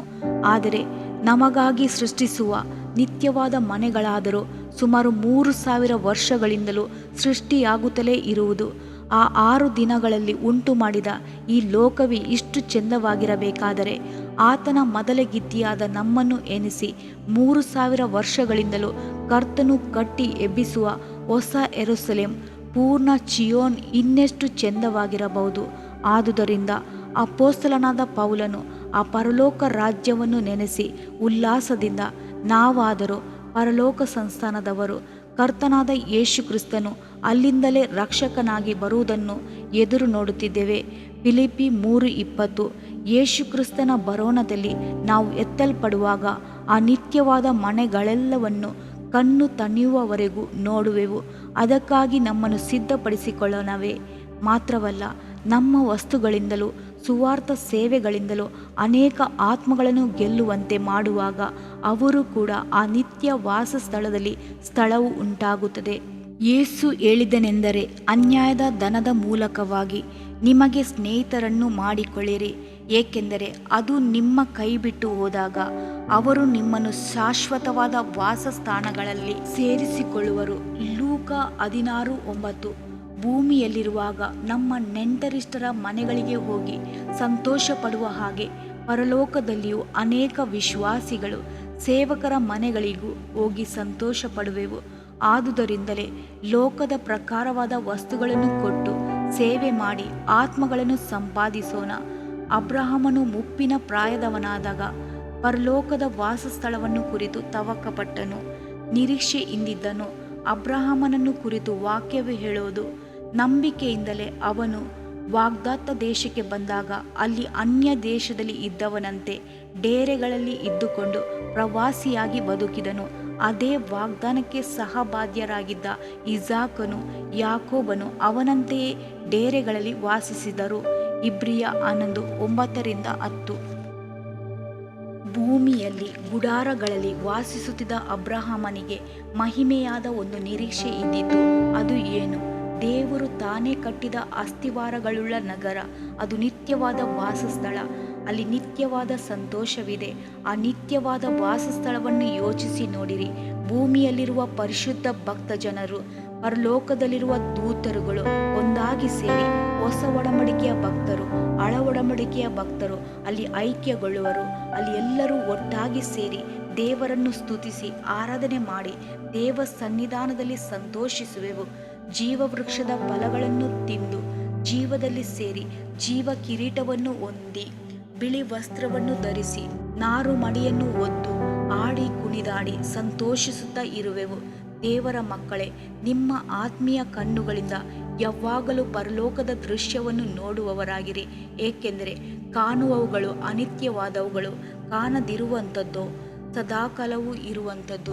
ಅಪೊಸ್ತಲನಾದ ಪೌಲನು ತನ್ನ ಮುಪ್ಪಿನ ಪ್ರಾಯದಲ್ಲಿ ಪರಲೋಕವನ್ನು ನೆನೆಸಿ ಎಷ್ಟು ತವಕಪಟ್ಟನು ಎಂಬುದನ್ನು ಧ್ಯಾನಿಸಿ ನೋಡಿರಿ. ಭೂಮಿಯ ಮೇಲಿರುವ ನಮ್ಮ ಮನೆ, ಅಂದರೆ ನಮ್ಮ ದೇಹವೆಂಬ ಗುಡಾರ ಕಿತ್ತು ಹಾಕಲ್ಪಟ್ಟರು ದೇವರಿಂದುಂಟಾದ ಒಂದು ಕಟ್ಟಡ ಪರಲೋಕದಲ್ಲಿ ನಮಗುಂಟೆಂದು ಬಲ್ಲೆವು. 2 ಕೊರಿಂಥ 5:1-2, 7-9 ಎಂದು ತನ್ನ ಇಷ್ಟವನ್ನು ಬರೆದು ತಿಳಿಸುತ್ತಾನೆ. ದೇವರ ಮಕ್ಕಳೇ, ಕರ್ತನ ಬರೋಣ ಬಹಳ ಸಮೀಪವಾಗಿದೆ. ನಾವು ಕರ್ತನ ರಾಜ್ಯವನ್ನು ಸ್ವತಂತ್ರಿಸಿಕೊಳ್ಳುವ ದಿನಗಳು ಬಹಳ ಸಮೀಪವಾಗಿದೆ. ಲೋಕದ ಅಂತ್ಯ ದಿನಗಳಲ್ಲಿ ಅಂತ್ಯಕ್ರಿಸ್ತನ ಆಳ್ವಿಕೆ ಬರುವುದರೊಳಗೆ ನಮ್ಮನ್ನು ತನ್ನ ಮನೆಗೆ ಕರೆದುಕೊಂಡು ಹೋಗುವಂತೆ ಯೇಸು ಕ್ರಿಸ್ತನು ಅತಿ ಶೀಘ್ರವಾಗಿ ಬರುವನು. ನಿತ್ಯವಾದ ಮನೆಯನ್ನು ನಾವು ಸ್ವತಂತ್ರಿಸಿಕೊಳ್ಳಲು ಹೋಗುವೆವು. ಈ ಭೂಮಿಯಲ್ಲಿ ಸ್ವಲ್ಪ ಕಾಲದ ಜೀವಿತದಲ್ಲಿ ನಮ್ಮ ಹೃದಯವೆಂಬ ಮನೆಯನ್ನು ಕರ್ತನಿಗಾಗಿ ಒಪ್ಪಿಸಿಕೊಡುವುದಾದರೆ, ನಾವು ವಾಸಿಸುವ ಮನೆಯಲ್ಲಿ ಕರ್ತನಿಗೆ ಸ್ಥಳ ಕೊಡುವುದಾದರೆ, ನಿತ್ಯವಾಗಿರುವ ಪರಲೋಕದ ಮನೆಯಲ್ಲಿ ನಮಗೆ ಆತನು ಸ್ಥಳವನ್ನು ಕೊಡುವನು. ಆಗ ನಾವು ಕೀರ್ತನೆಗಾರನೊಂದಿಗೆ ಸೇರಿ ನನ್ನ ಜೀವಮಾನವೆಲ್ಲ ಶುಭವೂ ಕೃಪೆಯು ಹಿಂಬಾಲಿಸುವವು. ನಾನು ಸದಾಕಾಲವು ಕರ್ತನ ಮಂದಿರದಲ್ಲಿ ವಾಸಿಸುವೆನು ಎಂದು ಬಹಳ ಸಂತೋಷದಿಂದ ಹೇಳಬಹುದು. ಕರ್ತನು ನಿಮ್ಮನ್ನು ಆಶೀರ್ವದಿಸಲಿ. ತನ್ನ ಮಹಿಮೆಯಾದ ಬರೋಣಕ್ಕೆ ನಿಮ್ಮನ್ನು ಸಿದ್ಧಪಡಿಸಲಿ. ಆಮೇನ್. ಹಲ್ಲೆಲೂಯಾ. ಇದರಿಂದ ನಿನ್ನ ದೇಹಕ್ಕೆ ಆರೋಗ್ಯವು, ಎಲುಬುಗಳಿಗೆ ಸಾರವು ಉಂಟಾಗುವವು. ಜ್ಞಾನೋಕ್ತಿಗಳು 3ನೇ ಅಧ್ಯಾಯ 8ನೇ ವಾಕ್ಯ. ಪ್ರಿಯ ವೀಕ್ಷಕರೇ ಮತ್ತು ಕರ್ತನಲ್ಲಿ ಸಹೋದರ ಸಹೋದರಿಯರೇ, ನೀವು ನಮ್ಮ ಈ ಕಾರ್ಯಕ್ರಮವನ್ನ ವೀಕ್ಷಿಸಿದ್ದಕ್ಕಾಗಿ ದೇವರ ನಾಮದಲ್ಲಿ ನಿಮಗೆ ವಂದನೆಗಳು. ದೇವರ ವಾಕ್ಯವು ನಮ್ಮ ಎಲುಬಿಗೆ ಬಲವೂ ಸಾರವೂ ಆಗಿದೆ ಎಂದು ಸತ್ಯವೇದವು ಹೇಳುವಂತೆ ಈ ಕಾರ್ಯಕ್ರಮವು ನಿಮಗೆ ಆಶೀರ್ವಾದಕರವಾಗಿದೆ ಎಂದು ನಂಬುತ್ತೇವೆ. ಪ್ರಿಯ ವೀಕ್ಷಕರೇ, ನಮ್ಮ ಈ ಸೇವೆಗಾಗಿ ಪ್ರಾರ್ಥಿಸಿರಿ ಮತ್ತು ಎಲ್ಲಾ ಕಾರ್ಯಕ್ರಮಗಳನ್ನ ಇತರರೊಂದಿಗೆ ಶೇರ್ ಮಾಡಿರಿ. ಅದೇ ರೀತಿಯಾಗಿ ನಮ್ಮ ಈ ಯೂಟ್ಯೂಬ್ ಚಾನೆಲ್ ಅನ್ನು ಸಬ್ಸ್ಕ್ರೈಬ್ ಮಾಡಿರಿ ಹಾಗೂ ಲೈಕ್ ಮಾಡಿ. ನಿಮ್ಮ ಅನಿಸಿಕೆಗಳನ್ನು ಕಮೆಂಟ್ ಬಾಕ್ಸ್ನಲ್ಲಿ ನಮಗೆ ತಿಳಿಯಪಡಿಸಿ. ನಮ್ಮ ಸಂಖ್ಯೆ 7022104605. ಈ ಸಂಖ್ಯೆಗೆ ಕರೆ ಮಾಡಿರಿ. ಒಬ್ಬ ಪಾಪಿಯ ಪ್ರಾರ್ಥನೆ. ಯೇಸುವನ್ನು ರಕ್ಷಕನಾಗಿ ಅಂಗೀಕರಿಸಲು ಮಾಡಬೇಕಾದ ಪ್ರಾರ್ಥನೆ. ಪ್ರಿಯ ಪರಲೋಕದ ತಂದೆಯೇ, ಯೇಸುವಿನ ಹೆಸರಿನಲ್ಲಿ ನಾನು ನಿನ್ನ ಬಳಿಗೆ ಬಂದಿದ್ದೇನೆ. ನನ್ನ ಬಳಿಗೆ ಬರುವವರನ್ನು ನಾನು ತಳ್ಳಿಬಿಡುವುದೇ ಇಲ್ಲ. ಯೋಹಾನ 6:37 ಎಂದು ನಿನ್ನ ವಾಕ್ಯ ಹೇಳುತ್ತದಲ್ಲ. ಆದ್ದರಿಂದ ನೀನು ನನ್ನನ್ನು ತಳ್ಳಿಬಿಡದೆ ನನ್ನನ್ನು ಸೇರಿಸಿಕೊಳ್ಳುವಿ ಎಂದು ನನಗೆ ಗೊತ್ತಿದೆ. ಆದ್ದರಿಂದ ನಾನು ನಿನಗೆ ಸ್ತೋತ್ರ ಮಾಡುತ್ತೇನೆ. ನೀನು ನಿನ್ನ ವಾಕ್ಯದಲ್ಲಿ ನೀನು ಯೇಸುವನ್ನೇ ಕರ್ತನೆಂದು ಬಾಯಿಂದ ಅರಿಕೆ ಮಾಡಿಕೊಂಡು ದೇವರು ಆತನನ್ನು ಸತ್ತವರೊಳಗಿಂದ ಎಬ್ಬಿಸಿದನೆಂದು ಹೃದಯದಿಂದ ನಂಬಿದರೆ ನಿನಗೆ ರಕ್ಷಣೆಯಾಗುವುದು ಎಂತಲೂ ಕರ್ತನ ನಾಮವನ್ನ ಹೇಳಿಕೊಳ್ಳುವವರೆಲ್ಲರಿಗೆ ರಕ್ಷಣೆಯಾಗುವುದೆಂತಲೂ ಬರೆದಿದೆ. ರೋಮ 10:9-13 ವಾಕ್ಯ. ಯೇಸು ಕ್ರಿಸ್ತನು ದೇವಕುಮಾರನೆಂದು ನನ್ನ ಹೃದಯದಲ್ಲಿ ನಂಬುತ್ತೇನೆ. ನನ್ನನ್ನು ನೀತಿವಂತನನ್ನಾಗಿ ಮಾಡುವುದಕ್ಕಾಗಿ ಆತನು ಸತ್ತವರೊಳಗಿಂದ ಎಬ್ಬಿಸಲ್ಪಟ್ಟನು ಎಂದು ನಂಬುತ್ತೇನೆ. ನಾನು ಆತನ ನಾಮವನ್ನ ಹೇಳಿಕೊಳ್ಳುತ್ತೇನೆ. ಯೇಸುವೇ, ನೀನೇ ಕರ್ತನು. ತಂದೆಯೇ, ನೀನು ನನ್ನನ್ನು ರಕ್ಷಿಸಿದಿ ಎಂದು ನಾನು ನಂಬುತ್ತೇನೆ. ನಿನ್ನ ವಾಕ್ಯವು ಹೇಳುತ್ತದೆ, ಮನುಷ್ಯನು ಹೃದಯದಿಂದ ನಂಬುವುದರ ಮೂಲಕ ನೀತಿಯು ದೊರಕುತ್ತದೆ, ಬಾಯಿಂದ ಅರಿಕೆ ಮಾಡುವುದರ ಮೂಲಕ ರಕ್ಷಣೆಯಾಗುತ್ತದೆ. ರೋಮ 10:10. ನಾನೀಗ ನನ್ನ ಹೃದಯದಲ್ಲಿ ನಂಬುತ್ತೇನೆ ಹಾಗೂ ಯೇಸುವೇ ನನ್ನ ಕರ್ತನೆಂದು ಅರಿಕೆ ಮಾಡುತ್ತೇನೆ. ಆದುದರಿಂದ ನಾನೀಗ ರಕ್ಷಣೆ ಹೊಂದಿದ್ದೇನೆ. ಅಪ್ಪಾ ತಂದೆಯೇ, ನಿನಗೆ ಸ್ತೋತ್ರ. ಲೂಕನು ಬರೆದ ಸುವಾರ್ತೆ 11ನೇ ಅಧ್ಯಾಯದಲ್ಲಿ ಬರೆದಿರುವಂತೆ, ನಿಮ್ಮಲ್ಲಿ ತಂದೆಯಾದವನು ಮೀನನ್ನು ಕೇಳುವ ಮಗನಿಗೆ ಮೀನು ಕೊಡದೆ ಹಾವನ್ನು ಕೊಡುವನೆ? ಅಥವಾ ತತ್ತಿಯನ್ನು ಕೇಳಿದರೆ ಚೇಳನ್ನು ಕೊಡುವನೆ? ಹಾಗಾದರೆ ಕೆಟ್ಟವರಾದ ನೀವು ನಿಮ್ಮ ಮಕ್ಕಳಿಗೆ ಒಳ್ಳೆ ಪದಾರ್ಥಗಳನ್ನ ಕೊಡಬಲ್ಲವರಾದರೆ ಪರಲೋಕದಲ್ಲಿರುವ ನಿಮ್ಮ ತಂದೆಯು ತನ್ನನ್ನು ಬೇಡಿಕೊಳ್ಳುವವರಿಗೆ ಎಷ್ಟೋ ಹೆಚ್ಚಾಗಿ ಪವಿತ್ರಾತ್ಮ ವರವನ್ನ ಕೊಡುವವನಲ್ಲವೇ ಅಂದನು. ತಂದೆಯೇ, ನೀನು ಕೇಳಿಕೊಳ್ಳುವವರಿಗೆ ಪವಿತ್ರಾತ್ಮನ ವರವನ್ನು ಹೇರಳವಾಗಿ ಕೊಡುವಾತನಾಗಿದ್ದಿ. ಆದ್ದರಿಂದ ನನ್ನ ಮೇಲೆಯೂ ನಿನ್ನ ಆತ್ಮನನ್ನು ಸುರಿಸಬೇಕಾಗಿ ಬೇಡಿಕೊಳ್ಳುತ್ತೇನೆ. ಕೀರ್ತನೆ 81:10 ಬರೆದಿದೆ, ಅಗಲವಾಗಿ ಬಾಯಿದೆರೆಯಿರಿ, ಅದನ್ನು ತುಂಬಿಸುವೆನು. ಕರ್ತನೇ, ನನ್ನನ್ನು ಪವಿತ್ರಾತ್ಮನಿಂದ ತುಂಬಿದಂತ ನೀನು ನನ್ನನ್ನು ಅನ್ಯ ಭಾಷೆಯ ವರದಿಂದಲೂ ತುಂಬುವವನಾಗಿದ್ದಿ ಎಂದು ನಂಬುತ್ತೇನೆ. ಅದರಂತೆ ನಾನು ನನ್ನ ಬಾಯಿಯನ್ನು ತೆರೆದು ನಿನ್ನ ಸ್ತೋತ್ರ ಮಾಡುವಾಗ ಅನ್ಯ ಭಾಷೆಯ ಅಭಿಷೇಕದಿಂದ ನನ್ನನ್ನು ತುಂಬುವವನಾಗಿದ್ದಿ ಎಂದು ನಂಬುತ್ತೇನೆ. ಈಗ ನೀವು ನಿಮ್ಮ ಬಾಯಿಯನ್ನು ತೆರೆದು ಮಾತನಾಡುವಾಗ ಪವಿತ್ರಾತ್ಮನು ನಿಮ್ಮ ಬಾಯಿಯನ್ನು ತನ್ನ ಭಾಷೆಯಿಂದ ತುಂಬುವವನಾಗಿದ್ದಾನೆ. ಇದು ದೇವರ ಭಾಷೆಯಾಗಿದೆ. ಈ ಅಭಿಷೇಕವನ್ನ ಹೊಂದಿಕೊಳ್ಳಲು ನೀವು ನಿಮ್ಮ ಸ್ವರವನ್ನ ಉಪಯೋಗಿಸಬೇಕು. ಅದರಿಂದ ನೀವು ನಿಮ್ಮ ಬಾಯಿಯನ್ನು ತೆರೆದು ದೇವರಿಗೆ ಸ್ತೋತ್ರ ಮಾಡುವಾಗ ದೇವರು ನಿಮ್ಮನ್ನು ಅನ್ಯ ಭಾಷೆಯ ವರದಿಂದ ತುಂಬುವವನಾಗಿದ್ದಾನೆ.